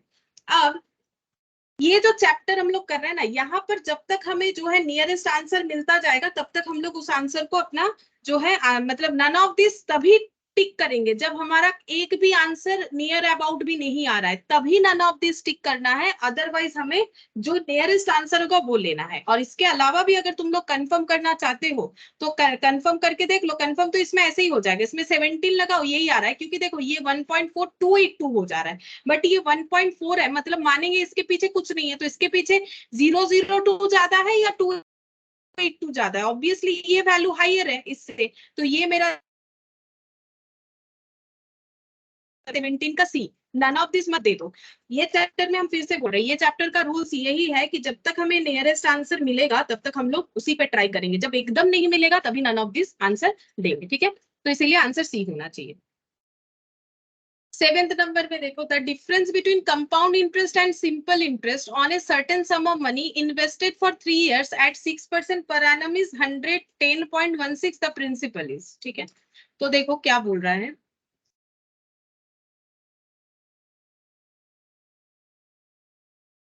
बोल रहा है is the difference between compound interest and simple interest on a certain sum of money. कुछ एक पैसे को इन्वेस्ट किया गया है, सिंपल इंटरेस्ट में भी कंपाउंड इंटरेस्ट में भी 3 साल के लिए, 1 2 3, 1 2 3 for 3 years at 6% per annum. कैसे दिया गया है? 6% पर एनम बेसिस पे, 6% पर एनम बेसिस पे इन्वेस्टमेंट किया गया है, और ये अमाउंट बन चुका है। ये बोल रहा है कि ये कौन सा अमाउंट है, बोल रहा है कि difference between compound interest and simple interest जो इन्वेस्ट करने के बाद ये आया है, ठीक है। प्रिंसिपल क्या है ये पूछ रहा है। तो 110.16 क्या है? इसमें जो इंटरेस्ट आया और इसमें जो इंटरेस्ट आया, मान लो ये सिंपल इंटरेस्ट वाला मैंने ड्रॉ किया, ये कंपाउंड इंटरेस्ट वाला, ठीक है। तो सिंपल इंटरेस्ट और कंपाउंड इंटरेस्ट का डिफरेंस ये आएगा, ठीक है। ये क्वेश्चन हमें बता रहा है, बोल रहा है कि पी का वैल्यू क्या है बता दो। तो क्वेश्चन समझ में आया कि हम लोगों को एक certain sum of money, same type of money, ठीक है, same amount of money, 6% same rate of interest पे 3 इयर्स के लिए सिंपल और कंपाउंड इंटरेस्ट बेसिस पे हमें इन्वेस्ट करने के बाद जो इंटरेस्ट का डिफरेंस है वो इतना दिखा, बोल रहा है कि पी का वैल्यू बताओ। अच्छा, तो मुझे एक चीज बताओ, इंटरेस्ट किसमें ज्यादा मिला होगा, कंपाउंड तरीके से या सिंपल तरीके से? कौन से प्रोसेस में इंटरेस्ट ज्यादा मिलता है, कंपाउंडिंग प्रोसेस में या सिंपल इंटरेस्ट में? अभी अभी देखो, आज ही हम लोगों ने स्टार्टिंग में ये एक एग्जांपल लिया था, तो ये सिंपल कंपाउंड था, ये सिंपल था। इसमें 20, इसमें 21। ऑब्वियसली कंपाउंडिंग होगा तो ज्यादा ही होगा ना। ये बचे हुए अमाउंट, जो नया अमाउंट बन रहा है उस पे हो रहा है, तो किस पे इंटरेस्ट ज्यादा मिलता है, कंपाउंड या सिंपल? हमेशा किस पे ज्यादा इंटरेस्ट मिलेगा? अगर सेम रेट है, रेट अलग होने से बात अलग है, सेम रेट है, सेम तरीके से इंटरेस्ट दिया जाएगा ईयरली 1 टाइम, तो किस में इंटरेस्ट ज्यादा मिलेगा, कंपाउंड या सिंपल? कंपाउंड में। कंपाउंड। तो compound interest minus simple interest बोल रखा है क्वेश्चन में 110.16, ये क्वेश्चन में बोल रखा है। अब ये इसीलिए मैंने इतना बार पूछा, बिकॉज ये इक्वेशन नहीं बनाने से हम लोग इसको सॉल्व नहीं कर पाएंगे, इसी वजह से। अब कंपाउंड इंटरेस्ट कैसे निकलेगा? हम लोग को पता है कि ए इक्वल टू क्या होता है, ऐसे लिखते हैं, देखो तब तुम लोग को समझ में आएगा। कंपाउंड इंटरेस्ट का मतलब ए माइनस पी, ये तो होता है, ठीक है।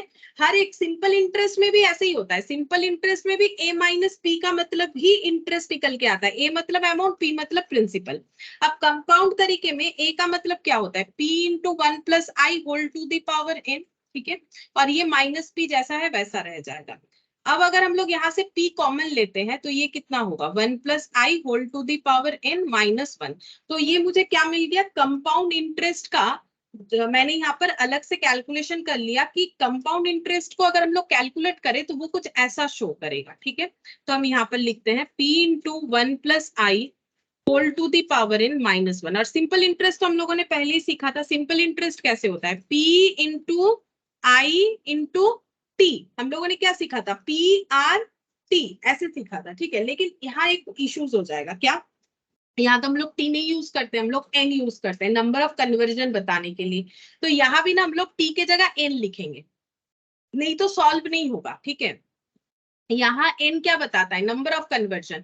तो यहाँ n, यहाँ भी अगर नंबर ऑफ कन्वर्जन मानेंगे तो यहाँ भी उतना ही होगा, ठीक है। नॉर्मली तो हम लोग सिंपल इंटरेस्ट में t का यूज करते हैं ईयर बताने के लिए, ठीक है। ये t का मतलब होता है टाइम्स इन ईयर।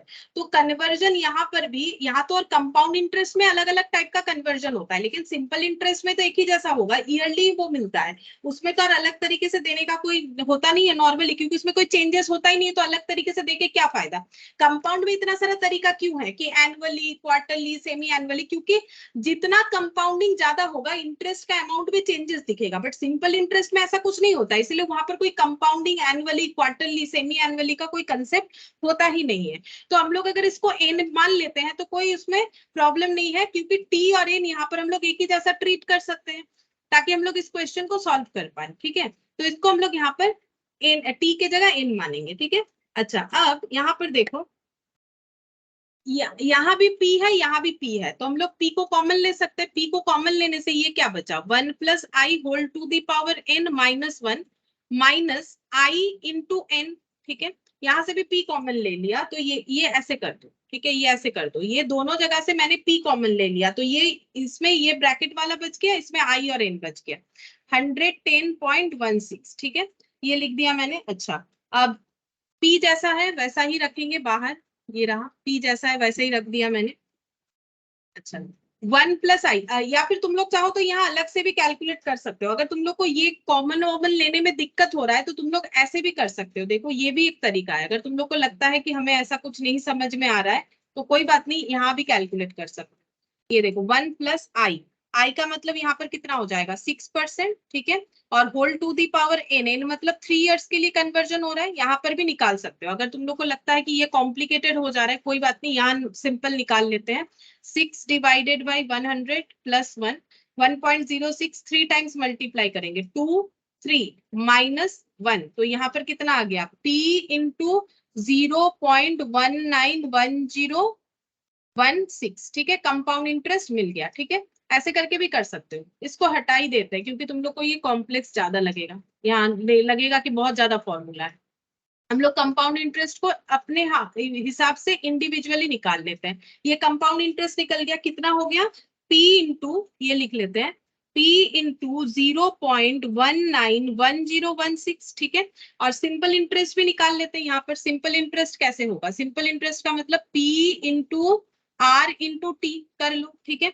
P का मतलब R T ही रखो, फिर एन वेन करने का भी जरूरत नहीं। P तो नहीं पता, वही ढूंढना है। R है 6% और T है 3 years, तो ये कितना हो जाएगा, 3 इंटू 6%, तो ये आंसर आ रहा है 0.18, तो P इंटू 0.18, ठीक है, P इंटू 0.18 हो गया, तो ये लिखेंगे 0.18P, ठीक है। अब माइनस कर लेंगे, 0.18P माइनस 0.191016, ठीक है, ये आंसर आ गया। ये माइनस नहीं आएगा, ये मैंने बाद में लिखा ना इसलिए माइनस दिख रहा है, आंसर पॉजिटिव ही आ रहा है, 0.011016P, ठीक है, इक्वल टू 110.16। अब P निकाल लो, P निकालने से आंसर पता चल जाएगा, ठीक है। ये देखो, उसको उतना कॉम्प्लिकेटेड करने का जरूरत नहीं है, हम लोग कंपाउंड इंटरेस्ट निकाल सकते हैं अपने हिसाब से। अगर तुम लोग ये भी नहीं करना चाहो ना, ये भी मत करो, डायरेक्ट इसी से निकाल लो। P नहीं पता, 1 + i whole to the power n minus P, ऐसे करके डायरेक्टली भी निकाल सकते हो, तो भी हो जाएगा।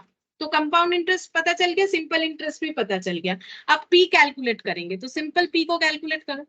P equal to 110.16 divided by 0.011016, ठीक है। बस डिजिट ना काफी बड़ा बड़ा है, तो इसको तुम लोग थोड़ा सा ध्यान रखो। अच्छा, अब देखो और एक ट्रिक बताते कैलकुलेटर में।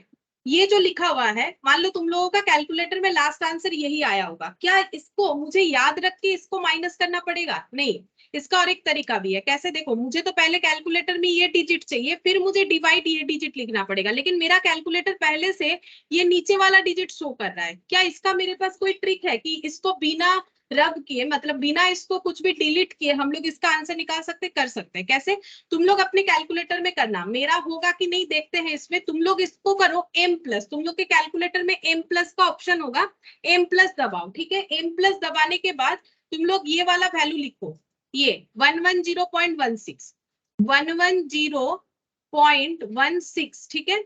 लिखने के बाद डिवाइड का साइन दो, लिखने के बाद डिवाइड का साइन दो, फिर मेमोरी रिकॉल करो। देखो तुम लोग के कैलकुलेटर में MRC का एक बटन होगा, MRC, तो मेमोरी रिकॉल करने से ये वैल्यू दिखना चाहिए। बोलो दिख रहा है कि नहीं, ये वैल्यू दिखना चाहिए। क्या करना है, तुम लोग को पहले 110.16 लिखना है, ठीक है, फिर डिवाइड MRC करना है।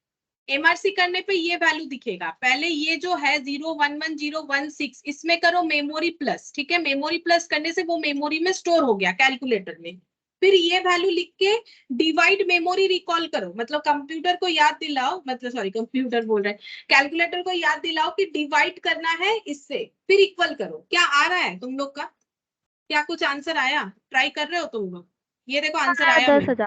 10,000 आया ना। देखो ये सब सीखना पड़ेगा क्योंकि कॉमर्स के स्टूडेंट हो तुम लोग, तो कैलकुलेटर का यूज आना चाहिए। जैसे साइंस वाले अपना यूज करते हैं अपने कैलकुलेटर से, कितना बड़ा बड़ा क्वेश्चन को सॉल्व कर लेते हैं, ठीक है, कैलकुलेटर के थ्रू से, तो वैसे तुम लोग को भी तो पता होना चाहिए क्या करना है। इसको मतलब लिखने का कोई झमेला ही नहीं रहेगा, इतना सारा चीज लिखना ही नहीं पड़ेगा। ये आ गया, फिर इसको याद रखो, लिखो, कोई जरूरत नहीं है। इसको मेमोरी प्लस में डाल दो, फिर ये करो मेमोरी रिकॉल। उनको मतलब कैलकुलेटर को याद दिलाना है कि भाई तुम्हें इससे माइनस करना है, डिवाइड करना है। डिवाइड करने से अब ये आंसर आ जाएगा 10,000। देखो मैंने लिख भी दिया कैसे करके करना है, तो 10,000 आंसर आ जाएगा।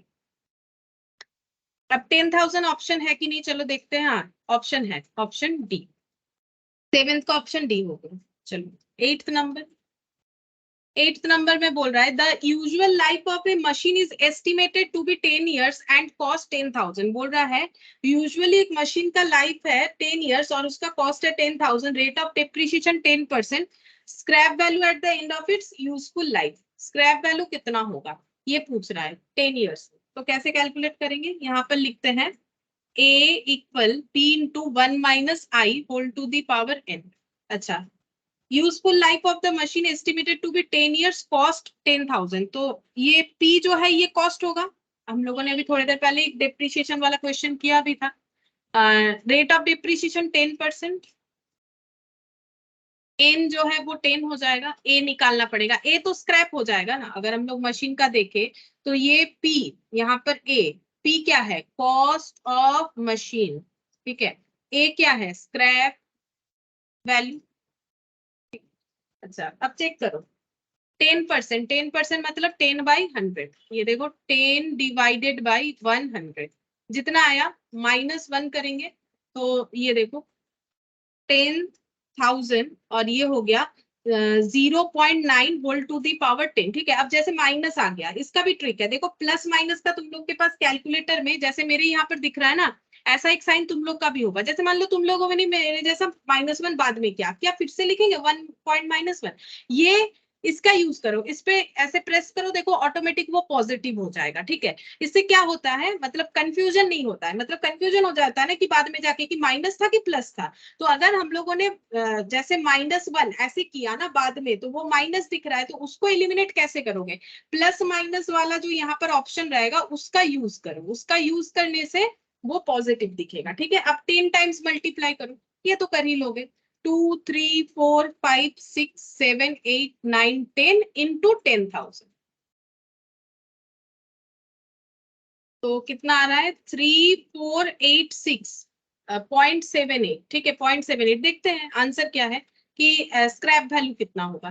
3486.78, तो कौन सा, देखो कोई कंफ्यूजन नहीं, क्लियरली यही वाला आंसर होगा, 8th नंबर का ए। ठीक है, 8th नंबर का ए आंसर हो गया, क्लियरली यही वाला होगा। 9th नंबर में देखते हैं, देखो द डिफरेंस नहीं, the effective rate of interest corresponding to a nominal rate of interest 7% per annum convertible quarterly. बोल रहा है कि इफेक्टिव रेट ऑफ इंटरेस्ट बताओ, 7% का इफेक्टिव रेट ऑफ इंटरेस्ट क्या होगा अगर 7% इंटरेस्ट दिया जाता है क्वार्टरली। ठीक है, तो इफेक्टिव इंटरेस्ट हम लोगों ने डिटेल्स में किया। इफेक्टिव इंटरेस्ट का फॉर्मूला 2 था, जिसमें से एक ये फॉर्मूला था, 1 + i whole to the power n -1। यही यहाँ पर यूज करेंगे, क्योंकि हम लोग को ना तो कोई प्रिंसिपल बोला है ना तो कोई अमाउंट बोला है। ठीक है, तो इफेक्टिव रेट ऑफ इंटरेस्ट का मतलब है कि 7% तो देखने में जरूर लगता है, लेकिन कंपाउंडिंग होने के बाद उसका अगर नेट इफेक्ट देखोगे तो वो ज्यादा ही होगा 7% से। ठीक है, मतलब जैसे यहाँ पर जो लास्ट दिन हम लोगों ने एग्जाम्पल देखते हैं, यहाँ पर मुझे मिलेगा कि नहीं इफेक्टिव रेट का। हाँ, ये देखो इफेक्टिव रेट का इंटरेस्ट का लास्ट दिन ही हम लोगों ने इस पे डिस्कशन किया था। ये देखो इंटरेस्ट 6% पर एनम करके 6 मंथ्स में पे हुआ, तो 300, 309 टोटल करने से 10,609 होता है। लेकिन कोई अगर 10,000 पे 6% डायरेक्टली लगाएगा तो उससे तो 600 ही दिखेगा, फिर ये 9 एक्स्ट्रा क्यों है, बिकॉज ऑफ कंपाउंडिंग 2 टाइम्स। ठीक है, 6 मंथ्स के गैप में।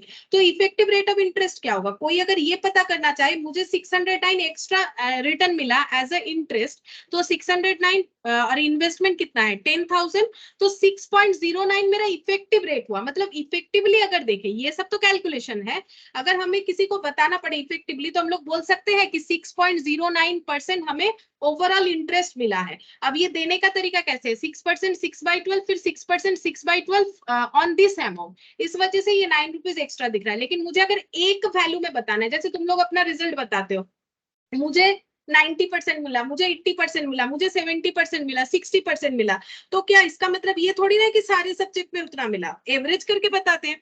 तो ये एवरेज तो नहीं है, ये हमें एक वैल्यू जो बता रहा है इफेक्टिवली बता रहा है कि देख लो ये एक्चुअली हमें रिटर्न 6.09 मिला है। ठीक है, तो ये इफेक्टिव रेट ऑफ इंटरेस्ट, और ये सिर्फ कंपाउंड इंटरेस्ट के केस में ही एप्लीकेबल होगा। ठीक है, तो यहाँ पर इफेक्टिव रेट ऑफ इंटरेस्ट पूछा है, मैंने फॉर्मूला यहाँ पर अप्लाई कर दिया। अब इसको कैलकुलेट करेंगे, तो 1 + i का मतलब है 7%, लेकिन ये 7% कैसे दिया जाएगा, क्वार्टरली। 7% पर एनम क्वार्टरली है, मतलब 7% बाई 4 हो जाएगा। ये देखो पूरे साल भर में दिया जाएगा 70%, तो क्वार्टर कितना होगा, पूरे 1 ईयर में क्वार्टर 4 होगा, 1, 2, 3, 4, तो हर बार कितना करके दिया जाएगा, 7/4 करेंगे तभी ना पता चलेगा। ये देखो 7/4 कर लिया, 1.75%। ठीक है, तो 1.75% करके दिया जाएगा, -1, और n का वैल्यू कितना होगा, n है 4, क्यों? क्योंकि पूरे 1 ईयर का देख रहे हैं, तो 1 ईयर में कितना सारा कन्वर्जन है, 4 टाइम्स कन्वर्जन है।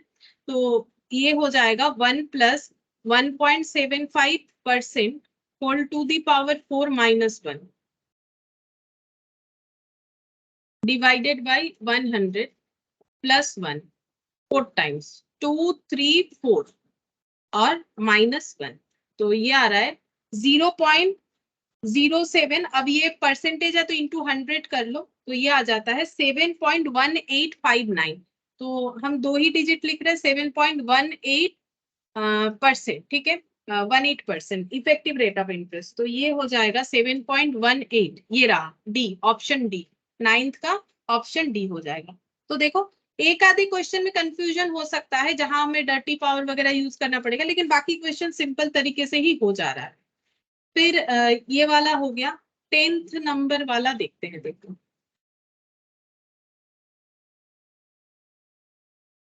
तो इसमें क्या बोला है, the compound interest on 16,000 for 1.5 year 10% payable half yearly.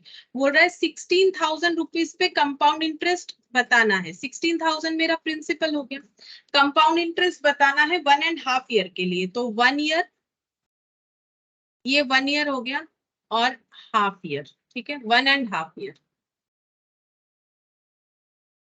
तो इंटरेस्ट कैसा होगा, 10% पर एनम, तो 10% पूरे साल भर में मिलेगा। तो कंपाउंडेड हाफ ईयरली है, मतलब 6 मंथ्स के गैप में, फिर 6 मंथ्स के गैप में, फिर 6 मंथ्स के गैप में, इस तरीके से पेमेंट मिलेगा। और ये 5% करके दिया जाएगा, तब जाके 10%, यहाँ भी 5%, ठीक है। पूछा क्या है, पूछ रहा है कि कितना होगा इंटरेस्ट, कितना होगा, ठीक है, कंपाउंड इंटरेस्ट कितना होगा ये पूछ रहा है। तो ए निकालेंगे, P का मतलब है 16,000, I का मतलब है 5%, N का मतलब नंबर ऑफ कन्वर्जन 1 2 3, ठीक है। अगर तुम लोग चाहो फॉर्मूले से भी निकाल सकते हो। 16,000 1 + 5/100,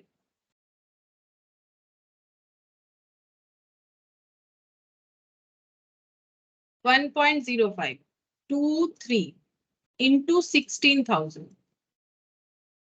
18,522, ये ए हो गया। पूछा क्या है, इंटरेस्ट, तो इंटरेस्ट कैसे निकालेंगे, compound interest equal to A minus B, 18,522 on behalf of 16,000, तो डिफरेंस इंटरेस्ट हो जाएगा, इसके बदले इतना मिल रहा है 2522, 2522, तो 2522, हाँ है ऑप्शन बी, ऑप्शन बी हम लोग का आंसर हो जाएगा। ये नॉर्मल क्वेश्चन था, ये हम लोगों ने पहले पहले जो कंपाउंड इंटरेस्ट का इतना सारा एग्जांपल्स वगैरह किया था, वैसा ही क्वेश्चन है, कुछ नया है नहीं इसमें। 11th number, the compound interest on 40,000 at 10% per annum for 1 year when the interest is payable quarterly। अच्छा, कंपाउंड इंटरेस्ट फिर से वैसा ही बोला है, कंपाउंड इंटरेस्ट निकाल के दिखाना है 40,000 रुपीज पे, P 40,000, कंपाउंड इंटरेस्ट कैलकुलेट करके दिखाना है 10% पर एनम फॉर 1 ईयर। अच्छा, 1 ईयर के लिए दिखाना है, 1 ईयर में कितना मिल जाएगा, 10% पर एनम, लेकिन ऐसे नहीं दिया जाएगा, कैसे दिया जाएगा, क्वार्टरली, क्वार्टरली मतलब 4 टाइम्स पे होगा, एक बार, फिर यहाँ 2 3 और ये 4 बार पे होगा, ठीक है। अब 4 बार पे होगा तो 2.5% करके होगा, 2.5 फिर 2.5 फिर 2.5 फिर 2.5। पूछा है इंटरेस्ट बता दो, ठीक है, पहले ए निकाल लेते हैं। तो ए कैसे निकालेंगे, P into 1 + I whole to the power n। P है 40,000, 1 + I है 2.5% divided by 4, number of conversion 4 हो गया, तो 2.5 डिवाइडेड बाई 100 + 1 इंटू 234 इंटू 40,000, 44,152 इतना आ रहा है, 44,152 इतना आ गया, 152.51 ऐसे लिख लेते हैं, देखते हैं कितने कैसे आंसर है, और कंपाउंड इंटरेस्ट निकालना पड़ेगा। तो ये तो हो गया अमाउंट, -40,000। 40,000 देने के बाद ये रिटर्न मिला है, तो एक्स्ट्रा जो मिला है वही इंटरेस्ट है 4152.51। अब देखेंगे क्या आंसर है। 4152.51, हाँ ऑप्शन सी। देखो ऑप्शन सी आंसर हमारा मैच हो गया। तो ये तुम लोग के कैलकुलेटर में दिखेगा, फिर ऑप्शन देख लो कि कौन सा एग्जैक्ट आंसर है, वही वाला हम लोग दे देंगे। यहाँ तो अभी फिलहाल एग्जैक्ट ही मिल रहा है हम लोग। फिर 12th नंबर देखते हैं।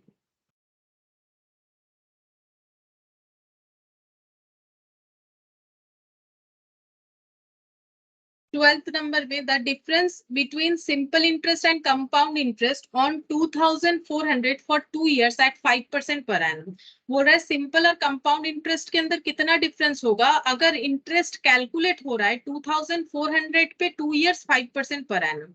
तो सिंपल इंटरेस्ट कैसे कैलकुलेट होगा? सिंपल इंटरेस्ट तो ऐसे कैलकुलेट होगा, P into R into T. तो प्रिंसिपल कितना है 2400, आर है 5%, टी है 2 years। तो ये कितना हो जाएगा 2400 इंटू 5% इंटू 240। और कंपाउंड इंटरेस्ट कैसे निकालेंगे? तो कंपाउंड इंटरेस्ट के लिए पहले तो ए निकालना पड़ेगा, A equal to P into 1 plus I whole to the power N, क्योंकि इंटरेस्ट का डायरेक्ट कोई फॉर्मूला नहीं है, ठीक है। ए से पी माइनस कर देंगे वही आसान रहेगा, तो 2400 पे ही होगा। और कंपाउंडिंग कैसे होगा 2 years 5% पर एनम करके बोला है, मतलब ईयरली होगा, कंपाउंडिंग कुछ नहीं बोला है। तो फिर 2 बार होगा, 2 साल में 2 बार, अगर साल में 1 बार करके मिलेगा। 5 divided by 100 plus 1, 1.05 to the power 2, 2400, 2646। ये हो गया अमाउंट। अब निकालना पड़ेगा कंपाउंड इंटरेस्ट। कंपाउंड इंटरेस्ट हो जाएगा 2644 मिल रहा है 2400 इन्वेस्ट करने के बाद, तो ये हो गया 2400, ठीक है।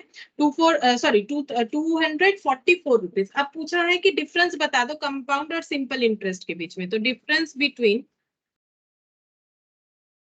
CI एंड SI इज कितना होगा 244 माइनस 240।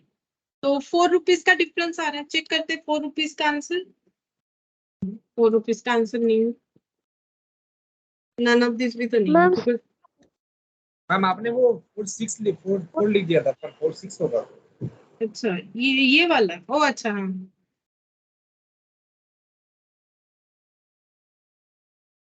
2646, 246।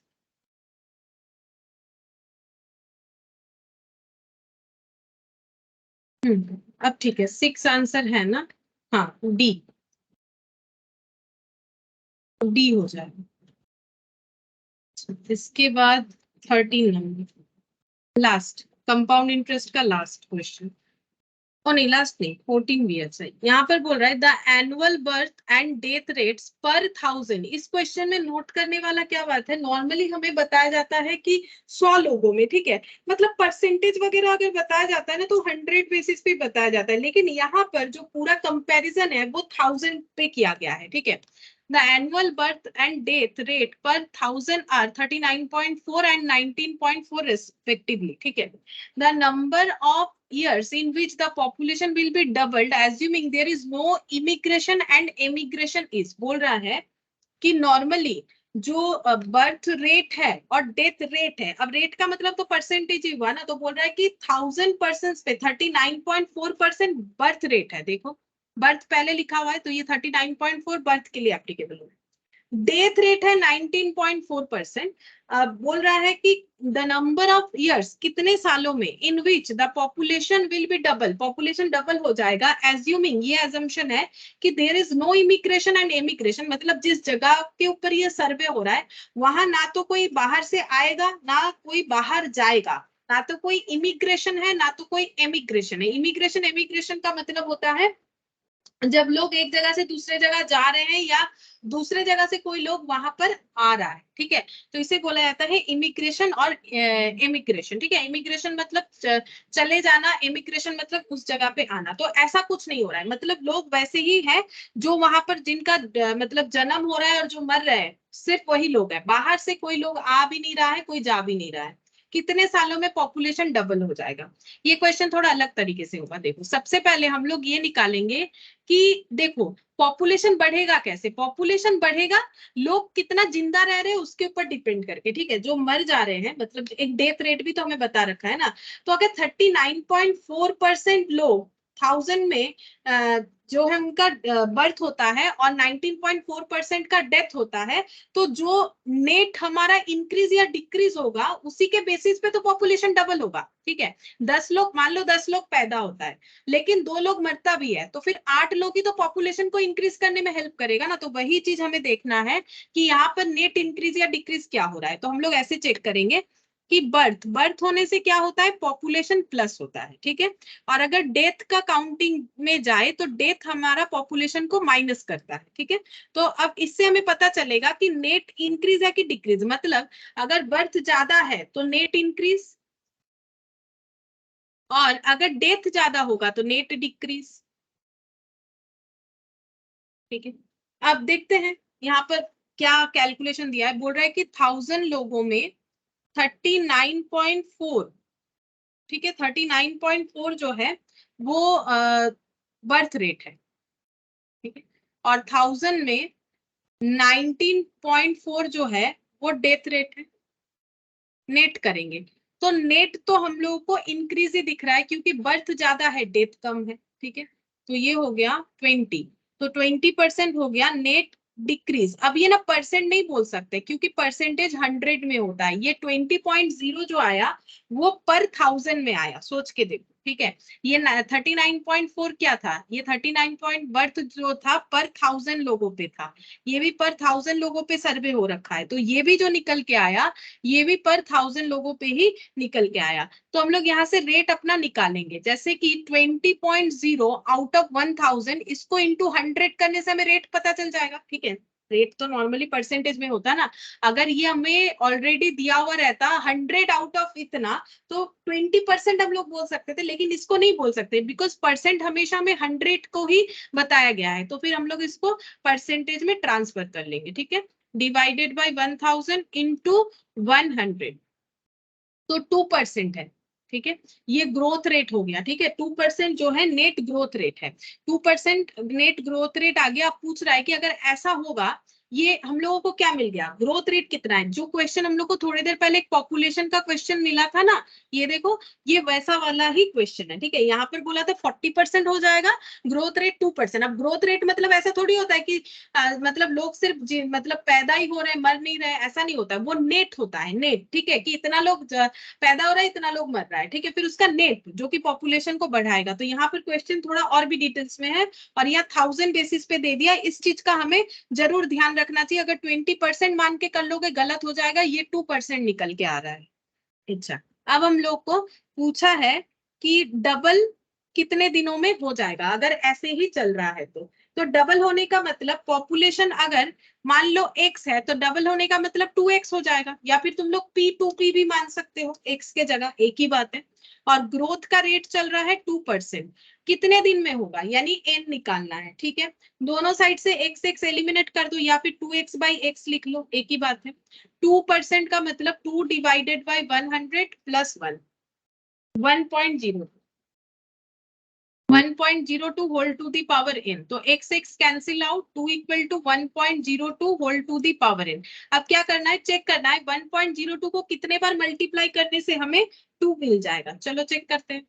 2 3 4 5 6 7 8 9 10 11 12 13 14 15 16 17 18 19 20 21 22 23 24 25 26 27 28 29 30 31 32 33। हाँ अब आ सकता है, देखो 1.9 तक हम लोग पहुंच चुके हैं। 33 हुआ कि 34। मुझे लग रहा है मैंने गलत कर दिया है। गलत इन द सेंस मुझे लगता है काउंटिंग मेरे से गलत हो गया। रुको रुको फिर से करना पड़ेगा, काउंटिंग गलत हो गया है। 1.02 2 3, 4, 5, 6, 7, 8, 9, 10, 11, 12, 13, 14, 15, 16, 17, 18, 19, 20, 21, 22, 23, 24, 25, 26, 27, 28, 29, 30, 31, 32, 33, 34, 35। अच्छा, मुझे 2 चाहिए। 35 में लगभग 2 के आसपास हो चुका है, 1.99 है ना। 35 ये वाला लिख लेते हैं। मेरा n 35 में कितना आया, इसको हम पॉइंट आउट कर लेते हैं। n 35 टाइम्स मल्टीप्लाई करने से आया 1.999, मतलब जो लगभग मेरा 2 के आसपास है। और एक बार 36 भी कर लेते, देखते हैं कि 2 आएगा कि 2 को क्रॉस कर चला जाएगा। देखते हैं, क्रॉस कर रहा है, 2.03 हो रहा है। ठीक है, क्रॉस कर गया 2 को, 2.03। तो मेरा आंसर 35 जो है वो सही है। ठीक है, 35 एंड समथिंग। ठीक है, एन का वैल्यू मतलब ईयर्स का वैल्यू 35 एंड कुछ होना चाहिए। देखते हैं ऑप्शन कैसा है, क्या कोई कंफ्यूजिंग वाला ऑप्शन है?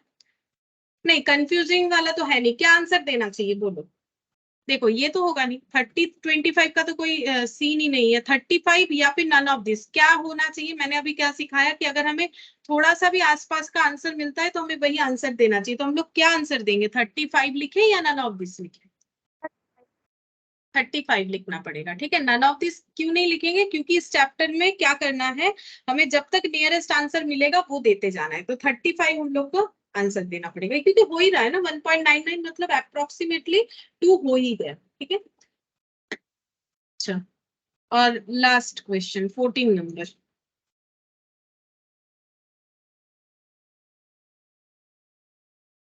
फोर्टीन नंबर में बोला है the compound interest on 4,000 for 6 months. Compound interest on 4,000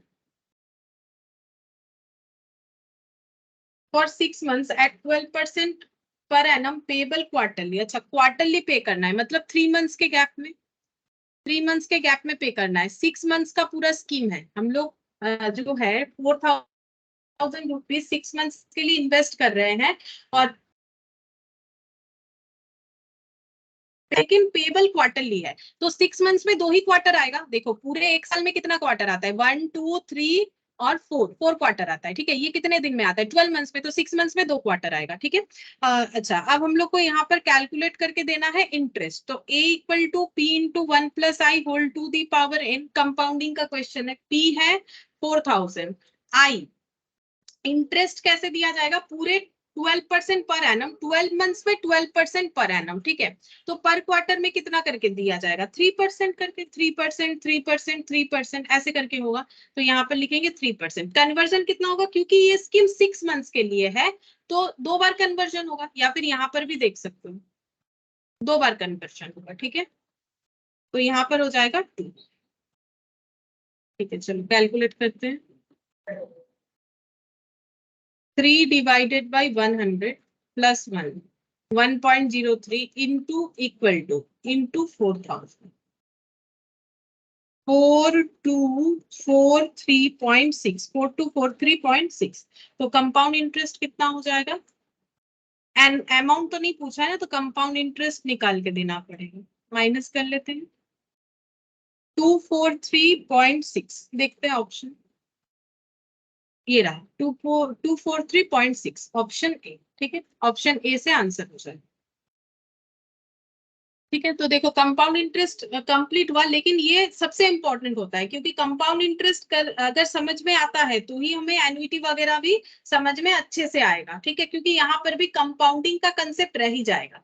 बस एन्युटी क्या है वो थोड़ा सा अलग कंसेप्ट है, वो हम लोग देखते हैं। देखो जस्ट आज थोड़ा सा इंट्रो ही करेंगे, ज्यादा तो टाइम है नहीं। एन्युटी के बारे में थोड़ा सा समझते हैं। देखो एन्युटी क्या चीज है। एन्युटी का मतलब है सीक्वेंस ऑफ पेमेंट और रिसिप्ट। ठीक है, सीक्वेंस ऑफ पेमेंट और रिसिप्ट। अगर हम लोग किसी को सीक्वेंस में पेमेंट कर रहे हैं या किसी से सीक्वेंस में कुछ रिसिप्ट कर रहे हैं तो उसे एन्युटी बोला जाएगा। इसके अलावा भी एन्युटी का फीचर्स देखो, हम समझा देंगे, पहले फीचर्स लिख देते हैं। पीरियोडिक पेमेंट, होना चाहिए। पीरियोडिक पेमेंट जैसे कि मंथली हो सकता है, ईयरली हो सकता है, सेमी एनुअली हो सकता है, क्वार्टरली हो सकता है।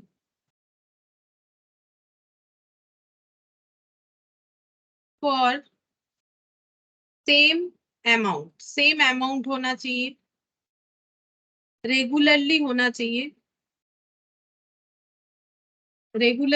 चाहिए, और एक फीचर्स है for a specific period of time. ठीक है, जैसे एग्जाम्पल के तौर पे अगर देखें, रेंट, जैसे देखो अगर तुम लोग को रेंट का कंसेप्ट पता है, अगर हम लोग किसी से रेंट लेते हैं, ठीक है, चाहे रेंट पे शॉप हो चाहे खुद रहते हैं, तो रेंट का पेमेंट ना एक पीरियोडिक पेमेंट है, मतलब हर मंथ पे करना पड़ेगा। ठीक है, हर मंथ, नॉर्मली मंथली होता है रेंट का पेमेंट, सेम अमाउंट ही होता है। मतलब देखो एक एग्रीमेंट होता है 11 मंथ्स का, ठीक है, जैसे एग्रीमेंट खत्म हो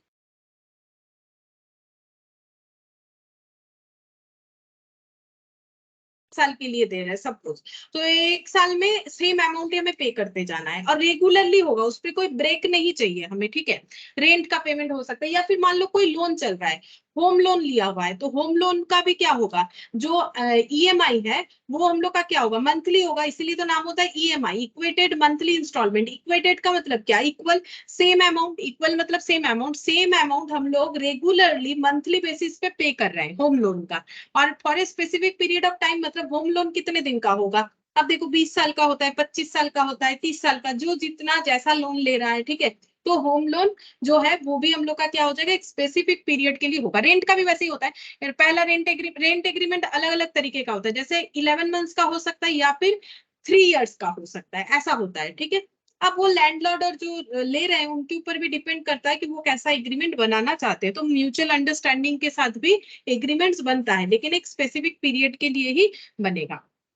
अब इस हिसाब से अगर हम लोग देखें तो इसमें ये जो दो टेबल है, इसमें बोलो कौन सा एन्युटी है और कौन सा नहीं है। एन्युटी का मतलब मैंने बताया क्या होना चाहिए, पीरियोडिक पेमेंट होना चाहिए, मतलब पेमेंट एक स्पेसिफिक वे में होना चाहिए, सेम अमाउंट होना चाहिए, रेगुलरली होना चाहिए उसी बेसिस पे। अगर मंथली कर रहे हैं तो रेगुलर मंथली, ईयरली कर रहे हैं तो रेगुलर ईयरली बेसिस पे, और for a specific period of time. और ये पेमेंट एक टाइम के, अनलिमिटेड नहीं कि पे करते ही जाएंगे, एक टाइम पीरियड के लिए ये पे करते हैं, 10 साल 15 साल। ठीक है, ऐसे पेमेंट को हम लोग बोलते हैं एन्युटी। जैसे मान लो कोई रिकरिंग डिपॉजिट कर लिया पोस्ट ऑफिस में, बैंक में, कि हम अपना एक आरडी जो है, आरडी बोला जाता है उसे, ठीक है, रिकरिंग डिपॉजिट करना चाहते हैं, तो रिकरिंग डिपॉजिट जैसे एफडी होता है ना, फिक्स डिपॉजिट, वैसे रिकरिंग डिपॉजिट होता है कि हम हर मंथ 1000 रुपए का एक रिकरिंग डिपॉजिट ओपन करना चाहते हैं। अब ये रिकरिंग डिपॉजिट का जो स्कीम है, मान लो 3 साल के लिए, तो 3 साल तक हर मंथ के एक स्पेसिफिक डेट पे 1000 रुपए करके हमें जमा करना पड़ेगा। ठीक है, तो ये सब मैंने एग्जांपल दिया। अब यहाँ पर देखो एक टेबल बना हुआ है, ये 5000, 6000, 4000, 5000, 7000, ये पेमेंट भी हो सकता है, रिसिप्ट भी हो सकता है, कोई भी एक मान के चलो, first year, second year, third year, fourth year, fifth year में। क्या ये एन्युटी होगा, क्या ये पेमेंट का जो पैटर्न है, क्या ये एन्युटी है कि नहीं है, अगर है तो क्यों है, अगर नहीं है तो क्यों नहीं है, बताओ। जो भी फीचर्स लिखा है उसके साथ कंपेयर कर करके सोचो और मुझे बताओ, क्या ये एन्युटी होगा टेबल 1 या नहीं होगा। नहीं होगा मैम। करेक्ट नहीं होगा, क्यों नहीं होगा बोलो। सेम अमाउंट नहीं है। हम्म, सही, सेम अमाउंट नहीं है, तो देखो गलत क्या हुआ यहाँ पर, कौन सा रूल्स ब्रेक हो गया, सेम अमाउंट वाला रूल्स फॉलो नहीं हुआ। तो बाकी चीज अगर फॉलो भी होता है तो कोई फर्क नहीं पड़ेगा। देखो यहाँ पर बोल रहे हैं 5 साल के लिए, ठीक है, 5 साल for a specific period of time. ठीक है, अच्छा एक स्पेसिफिक अमाउंट तो नहीं हो रहा है, रेगुलरली मान लो हो रहा है कि हर ईयर के एंड में, लेकिन मुझे सारे फीचर्स को जो है वो, अगर मेरा सारा फीचर्स अगर सेटिस्फाई होगा तभी इसी तरह के पेमेंट को हम लोग एन्युटी बोलेंगे, अदरवाइज एन्युटी नहीं बोल सकते। फिर ये टेबल 2 बताओ, क्या ये एन्युटी है, कौन बोलेगा, बोलो क्या ये एन्युटी है कि नहीं।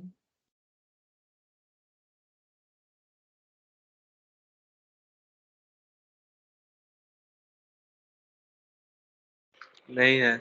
नहीं है, क्यों नहीं है। नहीं है, नहीं है, क्यों नहीं है बताओ। सही बोले हो, नहीं है, एन्युटी नहीं है। क्यों नहीं है? क्योंकि मैम थर्ड ईयर में अमाउंट 0 हो गया है। हाँ, थर्ड ईयर में ब्रेक हो गया है। देखो रेगुलर पेमेंट का फ्लो जो है वो नहीं हो रहा है, मतलब पहले 2 साल दो और आखिरी 2 साल दो, ठीक है। तो ऐसा तो नहीं होगा, रेगुलरली वाला पॉइंट जो है ये ब्रेक हो गया, इसी वजह से ये एन्युटी नहीं रहेगा। रेगुलर होना चाहिए, बीच में कोई गैप वैप नहीं चलेगा, ठीक है। अगर गैप होता है तो वो एन्युटी नहीं होगा। बाकी ऐसा पेमेंट का स्कीम हो सकता है कि 2 साल दिया, फिर बीच में गैप, फिर 2 साल, वो तो जिनका पेमेंट है, जिनका रिसिप्ट है, उनका अपना अंडरस्टैंडिंग है, लेकिन ये एन्युटी तो नहीं होगा, ठीक है, क्योंकि बीच में ब्रेक है। क्या ये एन्युटी है? हाँ। ये एन्युटी है क्योंकि इसमें सारे कंडीशन फुलफिल हो रहे हैं। सेम अमाउंट पेमेंट या रिसिप्ट हो रहा है, 5 इयर्स के लिए हो रहा है, ठीक है, और रेगुलरली हो रहा है विदाउट एनी ब्रेक, ठीक है, विदाउट एनी ब्रेक हो रहा है।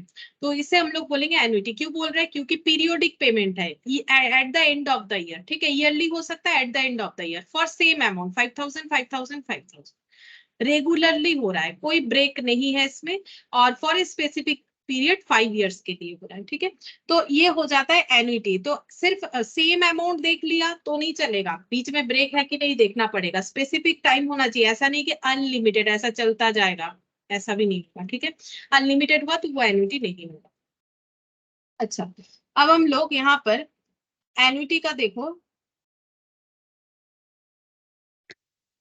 एन्युटी और अभी तक हम लोगों ने जो सिस्टम पढ़ा, ठीक है, सिंपल इंटरेस्ट और कंपाउंड इंटरेस्ट का, उसमें फर्क क्या है? तो देखो इसमें हम लोग एक एग्जांपल लेते हैं, एन्युटी का कैलकुलेशन कैसे हो। ऐसे लिखते हैं, लोन टू बी रीपेड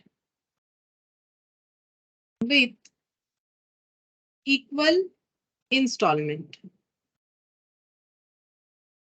ये एग्जाम्पल लिख लो, ठीक है, एन्युटी का। यहाँ पर एन्युटी मैंने समझाया, अब एन्युटी का एग्जाम्पल दे रहे क्या क्या हो सकता है। लोन जो हम लोग इक्वल इंस्टॉलमेंट के साथ पे करते हैं, वो एन्युटी का एग्जाम्पल है। दूसरा रेकरिंग डिपॉजिट, ये भी एन्युटी का एग्जाम्पल है, रेकरिंग डिपॉजिट, ये भी एन्युटी का एग्जाम्पल है। तीसरा एसआईपी, एसआईपी होता है, एसआईपी कर सकते हैं हम लोग। सिस्टमेटिक इन्वेस्टमेंट प्लान, जैसे आरडी एफडी, वैसे एसआईपी भी होता है। सिस्टमेटिक इन्वेस्टमेंट प्लान, यहाँ पर क्या होता है, अलग अलग स्कीम होता है, उस स्कीम के दौरान हम लोग क्या कर सकते हैं, हम लोग अपना एसआईपी बना सकते हैं, 1,000 रुपए पर मंथ, या फिर मान लो कुछ ईयरली पेमेंट हो रहा है, वैसा भी होता है। तो ये मैंने कुछ एग्जाम्पल्स दिया। अच्छा, अब हम लोग यहाँ पर एन्युटी का कैलकुलेशन और जो हम लोग नॉर्मली जो सिंगल कैश फ्लो पढ़ते हैं उसमें डिफरेंस देखते हैं, ठीक है। तो यहाँ पर देखो, अभी तक हम लोग कैसे कैलकुलेशन कर रहे थे, अभी तक हम लोग कुछ ऐसा कैलकुलेशन कर रहे हैं। सपोज हम लोगों ने 10,000 बैंक में एफडी किया है, ठीक है, एफडी किया है, और यहाँ पर इसको डिपॉजिट भी बोल सकते हैं। एफडी 10,000 मतलब डिपॉजिट अमाउंट 10,000, इसे डिपॉजिट भी बोला जाता है।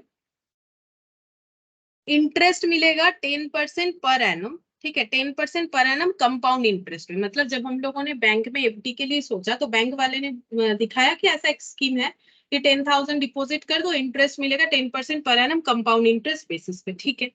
अच्छा, तो यहाँ पर अगर हम लोगों को पहले साल कितना इंटरेस्ट मिलेगा, पहले साल इंटरेस्ट मिल जाएगा, चेक करते देखो, पहले साल इंटरेस्ट मिल जाएगा हम लोग को 10,000 इंटू 10% इंटू 1 ईयर, ठीक है। ये हम करते हैं 10% पर एनम कंपाउंड इंटरेस्ट, और कंपाउंडिंग कुछ नहीं बोला है, मतलब ईयरली, ठीक है। तो ये अमाउंट हम लोग का कैलकुलेट होके आ गया 100 रुपीज, ठीक है। अच्छा, अब कंपाउंड इंटरेस्ट का मतलब, अब हम लोग का जो एफडी है वो कितने का बन गया, यहाँ पर लिखते हैं ये 1,000, लिखते 10,000, एक मिनट, 10,000 1000 होगा। 1,000 होगा ना, हाँ। तो ये 1,000 करते हैं, 1,000 होने से 100 आएगा, ठीक है। 10,000 होने से ज्यादा हो जा रहा है, कोई भी एक चीज हमें चेंज कर लेना चाहिए, तो मैंने इसको 1,000 कर दिया। अच्छा, अब हम लोग का अमाउंट कितना बन रहा है, 1,000 प्लस 100 ये 110 1100, ठीक है। ये तुम लोगों ने पहले भी किया है, लेकिन अभी हमें फिर से एक बार इस बात पे डिस्कशन करना पड़ेगा ताकि हम लोग एन्युटी समझ पाए। फिर 2 साल का स्कीम था, तो फिर से यहाँ पर ईयर भी लिख देते हैं, ईयर 2, ठीक है। 2 साल का स्कीम था, फिर से हम लोग को इंटरेस्ट मिलना स्टार्ट हो गया। तो अभी मिलेगा 1100 पे 10% और 1 ईयर के लिए ईयरली बेसिस पे मिल रहा है। तो यहाँ पर इंटरेस्ट का अमाउंट बन जाता है 110, ठीक है। तो अमाउंट कितना बन जाएगा, 1100 बना था, फिर इसमें 110 ऐड हो गया, 1210, ठीक है। 1210 ये हो गया, ये हमें मिलेगा। ये क्या हो गया, ये एफडी हो गया। इसे हम लोग क्या बोल सकते हैं, इसे हम लोग बोलेंगे, अच्छा ये बाद में बताएंगे, पहले ये चीज हम लोगों ने सीखा है। अगर यही हम लोगों का डिपॉजिट एन्युटी होता, मतलब एन्युटी करने से बैंक में हमें जाके बोलना पड़ेगा। अगर हम लोग एन्युटी पैटर्न चाहते हैं तो ये रेकरिंग डिपॉजिट करना चाहते हैं, तब एफडी नहीं होगा। क्यों नहीं होगा, अभी क्वेश्चन इस पे सॉल्व करते, मतलब इस बात को यहाँ पर दिखाते, तो तुम लोग को समझ में आएगा क्यों वो एफडी नहीं होगा। एफडी में हम लोग एक ही बार पैसा डिपॉजिट करेंगे और उस पे हमें इंटरेस्ट मिलेगा जितने दिन का वो स्कीम है। अब अगर एन्युटी है, तो एन्युटी में क्या होगा, हम लोग 1000 रुपीज देना चाहते हैं, ठीक है। 1000 रुपीज डिपॉजिट किया, ये क्या है, ये रेकरिंग डिपॉजिट है। सपोज जैसे ये एफडी किया ना, ये स्कीम क्या है, रेकरिंग डिपॉजिट। अब ये कैसा होता है वो देखो, रेकरिंग का मतलब क्या, रेकरिंग मतलब जो बार बार ऑकर होगा, री ऑकरिंग, ठीक है। अब इंटरेस्ट इंटरेस्ट सब एज इट इज है, इसी के तरह है, 10% पर एनम, ठीक है, 10% पर एनम फॉर 2 ईयर, ठीक है, फॉर 2 ईयर। अच्छा अब देखो यहाँ पर इंटरेस्ट, पहले साल का इंटरेस्ट देखो कितना हो जाएगा, 1000 इंटू 10% इंटू 1 ईयर, तो इंटरेस्ट बन गया 100, ठीक है। अच्छा अमाउंट कितना बन जाएगा, अमाउंट यहाँ पर चेक करते हैं, अमाउंट बन जाएगा 1000 था और इसमें 100 लग गया, तो ये हो जाएगा 1100। अच्छा अब ये क्या है, ये एन्युटी है। तो एन्युटी है, 2 साल के लिए एन्युटी है, क्योंकि रेकरिंग डिपॉजिट अभी अभी मैंने बताया एग्जाम्पल ऑफ एन्युटी। और एन्युटी का फीचर्स हम लोगों ने देखा, पीरियोडिक पेमेंट होगा, सेम अमाउंट में होगा, रेगुलरली होगा, स्पेसिफिक पीरियड के लिए होगा। और अगर रेकरिंग डिपॉजिट मेरा एक एन्युटी है, तो इसके बाद मुझे फिर से कितना पैसा बैंक में देना पड़ेगा। मैंने 2 साल के लिए किया है, 2 साल के लिए 1000 रुपए का रेकरिंग डिपॉजिट किया है, और जिसमें मुझे 10% पर एनम करके इंटरेस्ट मिलेगा। तो पहले बार 1000 दे दिया, अगर ये मेरा एन्युटी है, क्या मुझे दोबारा 1000 नहीं देना पड़ेगा, सोचो। अगर ये मेरा एन्युटी है तो मुझे दोबारा 1000 देना पड़ेगा, तो यहाँ पर 1000 रुपए फिर से देंगे। मतलब ये 1000 रुपए का रेकरिंग डिपॉजिट, मतलब 1000 रुपए मुझे एक स्पेसिफिक पीरियड ऑफ टाइम के लिए देना पड़ेगा। अब जैसे मंथली, ईयरली, सेमी एनुअली, तो यहाँ पर हम ईयरली कर रहे हैं, तो क्योंकि ये एन्युटी है, तो अगर रेकरिंग डिपॉजिट एन्युटी है तो फिर से डिपॉजिट करना पड़ेगा 1 ईयर के एंड में, क्योंकि मेरा स्कीम ईयरली है, ठीक है। अगर ये मंथली होता तो हर महीने 1000 रुपए, ठीक है। तो यहाँ पर टोटल कितना हो गया, 2100। अब इंटरेस्ट कितने पे मिलेगा, अब इंटरेस्ट मिलेगा हम लोग को 2100 पे, 2100 इंटू 10% इंटू 1 ईयर, तो इंटरेस्ट आ जाता है 210, ठीक है। तो टोटल अमाउंट कितना बन जाएगा, टोटल अमाउंट बन गया 2100 तो पहले ही बना था, प्लस 210, तो ये हो गया 2310, 2310 हो गया, ठीक है। तो ये फर्क होता है रेकरिंग डिपॉजिट और एन्युटी में, ठीक है। एन्युटी में हमें रेगुलर जो गैप है उसके बेसिस पे पेमेंट करते जाना है। जैसे अगर मैंने 1001 ईयर के लिए पेमेंट किया है, फिर मुझे नेक्स्ट ईयर के लिए उतना ही पेमेंट करना पड़ेगा। वो तो देखो जब स्कीम लेते हो तो बैंक वाला या जिससे भी लोगे वो बता देगा, एन्युटी वहां लिखा हुआ भी रहेगा कि इस स्कीम के हिसाब से आपको इतना इतना पे करना है। लेकिन मैंने अभी सिखाया कि रेकरिंग डिपॉजिट जो एन्युटी है वो कैसे वर्क करेगा, ठीक है। तो रेकरिंग डिपॉजिट होगा तो हमें बार बार डिपॉजिट करते जाना है टाइम गैप में, जैसे यहाँ पर ईयरली लिया मैंने। अच्छा अब ये दोनों का फर्क है, ये दोनों में नाम क्या होता है, जैसे देखो इसमें एफडी होगा, इसको इसको बोलते हैं हम लोग सिंगल कैश फ्लो। ये जो अभी हम लोगों ने किया ना, इसको इसको हम लोग बोलेंगे सिंगल कैश फ्लो भी बोला जाता है, जो कंपाउंड इंटरेस्ट का कंसेप्ट है। क्यों, क्योंकि एक ही बार हम लोगों ने अमाउंट डिपॉजिट किया और हमें ये मिला, ठीक है। ये सिंगल कैश फ्लो क्यों है, क्योंकि इन्वेस्टमेंट एक बार है, इन्वेस्टमेंट देखो एक बार है, इन्वेस्टमेंट 1000 फॉर वन टाइम, क्योंकि एफडी में वही होता है, एक बार पैसा रख दो उसके बाद इंटरेस्ट मिलेगा। और रिटर्न क्या मिला, रिटर्न हमें मिला इंटरेस्ट के तौर पे 100 प्लस 110, यानी कि 210, ठीक है। और यहाँ पर इन्वेस्टमेंट कितने बार हुआ ये बता सकते हो, यहाँ पर इन्वेस्टमेंट कितने बार हुआ, एन्युटी में इन्वेस्टमेंट कितना बार हुआ, 2 बार। 2 बार, ठीक है। कितना कितना, 2 टाइम हुआ, कितना कितना, 1000। 2000, 1000, फिर 1000, 2000, मतलब 1000 फॉर 2 टाइम्स, ठीक है, ऐसे लिखेंगे 1000 फॉर 2 टाइम्स, ये 1000 फॉर 1 टाइम। और यहाँ रिटर्न कितना आया, यहाँ रिटर्न आ गया हम लोग का 100 प्लस 210, तो ये हो जाएगा 310, ठीक है, ये रिटर्न आ गया। तो इसको बोलते हैं सिंगल कैश फ्लो, क्योंकि क्वेश्चन में ये वर्ड यूज होगा सिंगल कैश फ्लो, तो तुम लोग को समझ में नहीं आएगा कि ये सिंगल कैश फ्लो क्या है। सिंगल कैश फ्लो का मतलब कैश आउटफ्लो जो हम लोग का वो एक ही भाग का सिंगल, ठीक है। यहाँ पर सिंगल नहीं होता है, यहाँ पर डबल ट्रिपल कुछ भी हो सकता है, डिपेंड करेगा कि कैसा हम लोगों ने स्कीम लिया है, मंथली लिया है, ईयरली लिया है। और इसको बोला जाता है एन्युटी, और एन्युटी जैसे ही हम लोग टर्म यूज करेंगे तो ये सारे फीचर्स उस पे एप्लीकेबल हो जाएंगे, ठीक है। तो ये एन्युटी हो गया, एन्युटी के स्कीम में अगर हम लोग पैसा डिपॉजिट करते हैं, और ये हम लोग का हो गया सिंगल कैश फ्लो। इसीलिए देखो एन्युटी का एग्जांपल में मैंने रिकरिंग डिपॉजिट लिया। एसआईपी होता है loan to be paid with equal instalment, अगर इक्वल इंस्टॉलमेंट में हम लोग लोन का अमाउंट पे कर रहे हैं तो भी उसे एन्युटी बोल देंगे, ठीक है।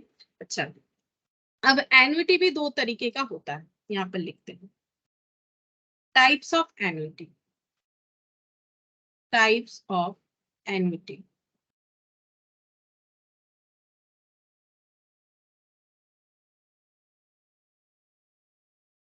एक होता है एन्युटी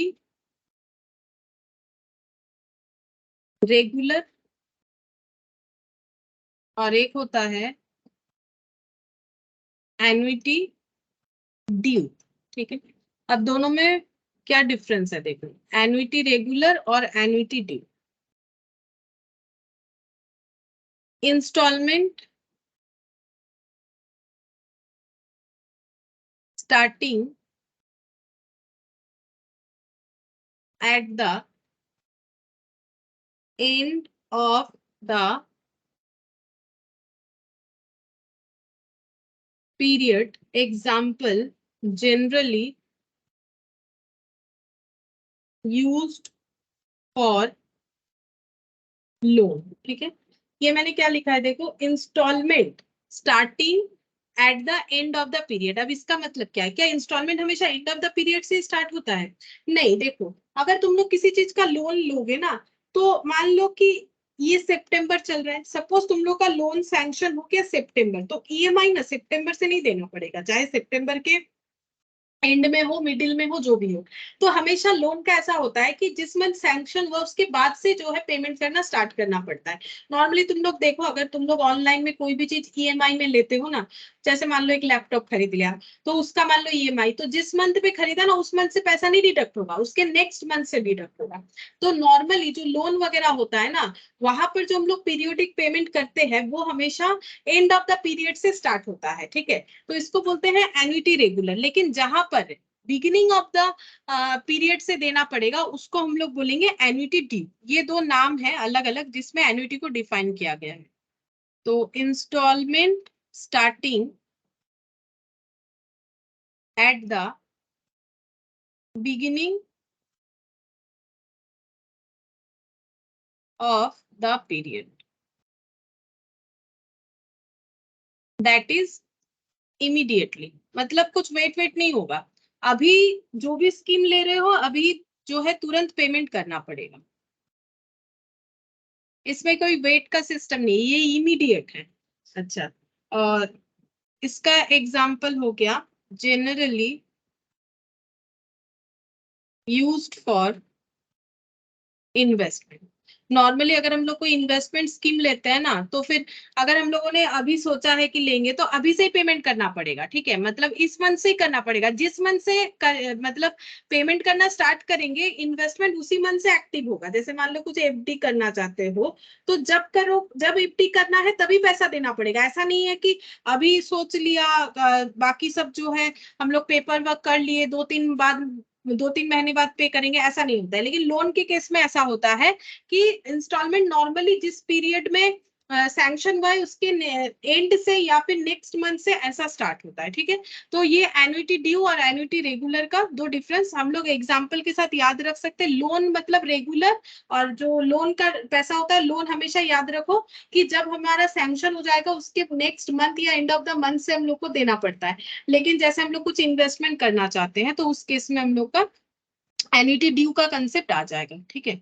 अब ये कहाँ पर काम में आएगा, एन्युटी ड्यू या एन्युटी रेगुलर, वो तो हमें क्वेश्चन में ही पता चलेगा कि इसका क्या काम है, इससे हमें क्या करना है। तो क्वेश्चन में हमें दिया हुआ रहेगा एन्युटी ड्यू एन्युटी रेगुलर, और दोनों का फॉर्मूला भी अलग अलग होता है, उसके बेसिस पे हम लोग करेंगे।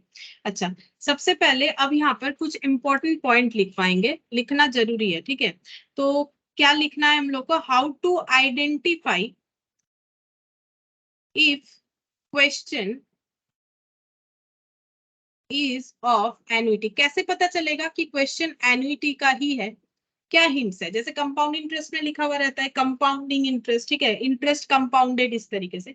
तो अगर क्वेश्चन में हमारे पास कुछ ऐसा वर्ड है, यूज ऑफ वर्ड्स लाइक, मतलब क्वेश्चन में कुछ ऐसे वर्ड्स अगर हमें मिल जाए, जैसे कि मान लो डायरेक्टली एन्युटी वर्ड ही मिल गया, तो कंफर्म है एन्युटी का ही क्वेश्चन है। अगर क्वेश्चन में दे दिया इंस्टॉलमेंट, तो भी एन्युटी का क्वेश्चन है, क्योंकि इंस्टॉलमेंट क्या होता है, सेम अमाउंट जो है हमें पीरियोडिक वे में पे करना या रिसिप्ट होता है। और अगर ऐसा दिया हुआ है ईच ईयर और मंथ, ईच मंथ, ठीक है, और ईच क्वार्टर, अगर ऐसा कुछ टर्म्स यूज है तो इससे हम लोग पता कर पाएंगे कि क्वेश्चन एन्युटी का है। ये लिखना क्यों जरूरी है, क्योंकि आगे जाके ना जैसे सिंपल कंपाउंड फिर एन्युटी सब में कंफ्यूजन ना हो जाए, तो ये लिखवा दिया। बट इसको रटने का जरूरत नहीं है, हम सिखा देंगे कि कैसे करके याद रख, मतलब हम लोग समझ जाएंगे कि एन्युटी का क्वेश्चन है कि कंपाउंड इंटरेस्ट का है कि सिंपल इंटरेस्ट का है, ठीक है। तो अभी लिख लो फिलहाल। नेक्स्ट यहाँ पर लिखेंगे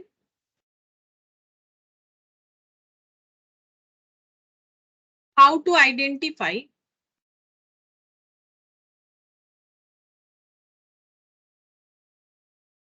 type of annuity in question। Question में एन्युटी का टाइप कैसे पता करें, मतलब एन्युटी रेगुलर है कि एन्युटी ड्यू ड्यू है, क्या ये क्वेश्चन पढ़ के समझ में आएगा, बताते हैं। देखो क्या हिंट्स है ताकि हम लोग समझ जाए।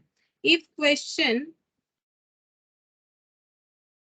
साइलेंट, मतलब कुछ नहीं बोला है अबाउट, देखो पता कैसे चलेगा, इंस्टॉलमेंट स्टार्टिंग में दे रहा है कि एंडिंग में दे रहा है, इसी से पता चलेगा एन्युटी रेगुलर है कि एन्युटी ड्यू। लेकिन अगर क्वेश्चन साइलेंट है about when instalment are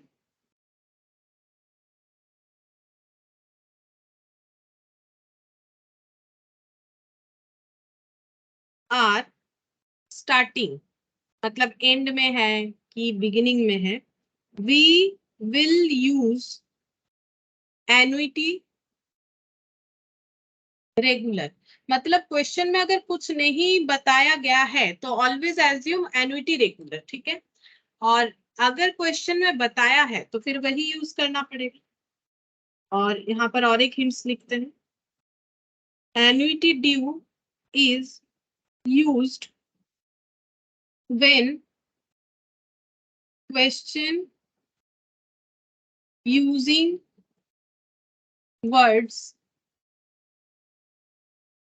like starting from today।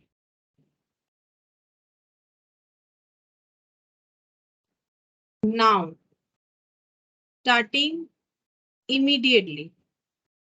देखो क्वेश्चन में अगर हमें ऐसा वर्ड मिल रहा है कि ये वाला अमाउंट का payment starting from today, starting from now, starting from immediately, अगर इस तरीके का हमें जो है मतलब वर्ड्स दिखता है तो ये कंफर्म है कि ये एन्युटी ड्यू का क्वेश्चन है, ठीक है। और अगर बोल रहा है कि इंस्टॉलमेंट के क्वेश्चन में देखो अगर स्पेसिफाई कर दिया है कि एन्युटी ड्यू से करो कि एन्युटी रेगुलर, तब तो कोई कंफ्यूजन नहीं है। लेकिन क्वेश्चन में अगर कुछ भी नहीं बोला है, क्वेश्चन साइलेंट है, ना तो हमें ऐसा कोई हिंट्स दे रहा है कि एन्युटी ड्यू है, ना तो है ऐसा कोई हिंट्स है कि एन्युटी रेगुलर है, then always follow annuity regular concept, ठीक है। और अगर हमें क्वेश्चन में कुछ तो हिंट्स है लेकिन हम लोग को समझ में नहीं आ रहा है तो कैसे समझ में आएगा? एन्युटी ड्यू का क्वेश्चन अगर होगा ना तो उसमें जरूर ऐसा कुछ ना कुछ तो हिंट्स होगा, इससे हम लोग पता कर पाएंगे कि ये एन्युटी ड्यू है, ठीक है। बाकी देखो करते करते हो जाएगा, हम लोग जब क्वेश्चन पढ़ेंगे ना तो हम एक एक चीज को पॉइंट आउट करके बताते जाएंगे कि कैसे समझना है। अच्छा, अब यहाँ पर सिंगल कैश फ्लो जो मैंने अभी सिखाया तुम लोग को, ये कोई नया चीज नहीं है, ठीक है। सिंगल कैश फ्लो का एग्जांपल लिख देते हैं, जैसे कि फिक्स डिपॉजिट बैंक में एफडी कर रहे हो तो वो सिंगल कैश फ्लो होता है। सेविंग्स अकाउंट ओपन कर रहे हो बैंक में, वो भी सिंगल कैश फ्लो होता है। वन टाइम लोन अगर कुछ है, ठीक है, वन टाइम लोन, तो ये भी सिंगल कैश फ्लो का एग्जाम्पल है, ठीक है। अच्छा, अब यहाँ पर लिखते हैं एन्युटी। एन्युटी का मैंने पहले भी लिखवा दिया है, नहीं भी लिखोगे तो चलेगा, चलो अगर वहां लिख लियो तो यहाँ लिखने का जरूरत नहीं। Recurring deposit, instalment based on loan, SIP etcetera, ठीक है। ये सब जो है ये एन्युटी का एग्जाम्पल हो गया, ठीक है। अच्छा, अब यहाँ पर एक फ्यूचर वैल्यू और प्रेजेंट वैल्यू का कंसेप्ट आता है। जैसे हम जस्ट छोटा सा ही एक पॉइंट पूछेंगे, 1000 रुपीज हम लोगों ने जमा किया, वो बन गया 1210, तो इसमें मेरा प्रेजेंट वैल्यू कौन सा है? प्रेजेंट वैल्यू मतलब इसका इंग्लिश समझ लो, ठीक है। प्रेजेंट वैल्यू का मतलब क्या होता है? Future value. तो मुझे बस इतना बोला, हम ज्यादा कुछ नहीं बोल रहे हैं, हम जस्ट इतना पूछ रहे हैं कि ये दोनों अमाउंट में ये डिपॉजिट किया, ये मिला, तो इसमें से मेरा प्रेजेंट वैल्यू कौन सा है, फ्यूचर वैल्यू कौन सा है, ये बताओ क्या लगता है? 1000 प्रेजेंट वैल्यू है और फ्यूचर वैल्यू 12 से 10 है। हाँ, फ्यूचर वैल्यू ये है क्योंकि ये फ्यूचर में मिलेगा, यही सोच के तो हम लोगों ने एफडी किया था। यहाँ पर भी सेम ये वाला प्रेजेंट वैल्यू है, आज का वैल्यू जो हम अभी डिपॉजिट कर रहे हैं, इन्वेस्ट कर रहे हैं, इनिशियल इन्वेस्टमेंट बोल लो, जो भी बोल लो, और ये मेरा हो गया फ्यूचर वैल्यू, ठीक है। अच्छा, तो यहाँ पर ये देखो सिंगल कैश फ्लो और एन्युटी, यहाँ पर पूरा लिखेंगे, यहाँ पर लिखेंगे सिंगल कैश, यहाँ पर लिख दिया एन्युटी। ये पूरा पेज ही तुम लोग रख दो, यहाँ पर हम सारे फॉर्मूले लिखवा देंगे, ठीक है। तो सिंगल कैश फ्लो में फ्यूचर वैल्यू इक्वल टू क्या हो जाएगा? फ्यूचर वैल्यू इक्वल टू कैसे हम लोगों ने निकाला इसको? तो हम लोग फॉर्मूले से भी निकाल सकते थे ना, ये तो कंपाउंड इंटरेस्ट हो गया, इसको ऐसे नहीं निकाल के अगर हम लोग ऐसा निकालते A equal to P into 1 plus I whole to the power N, तो भी तो ये वाला आंसर निकल के आता, ठीक है, ए का वैल्यू। तो यहाँ पर ए क्या है? फ्यूचर वैल्यू की प्रेजेंट वैल्यू, और पी कौन सा है? ए को क्या बोलेंगे और पी को क्या बोलेंगे?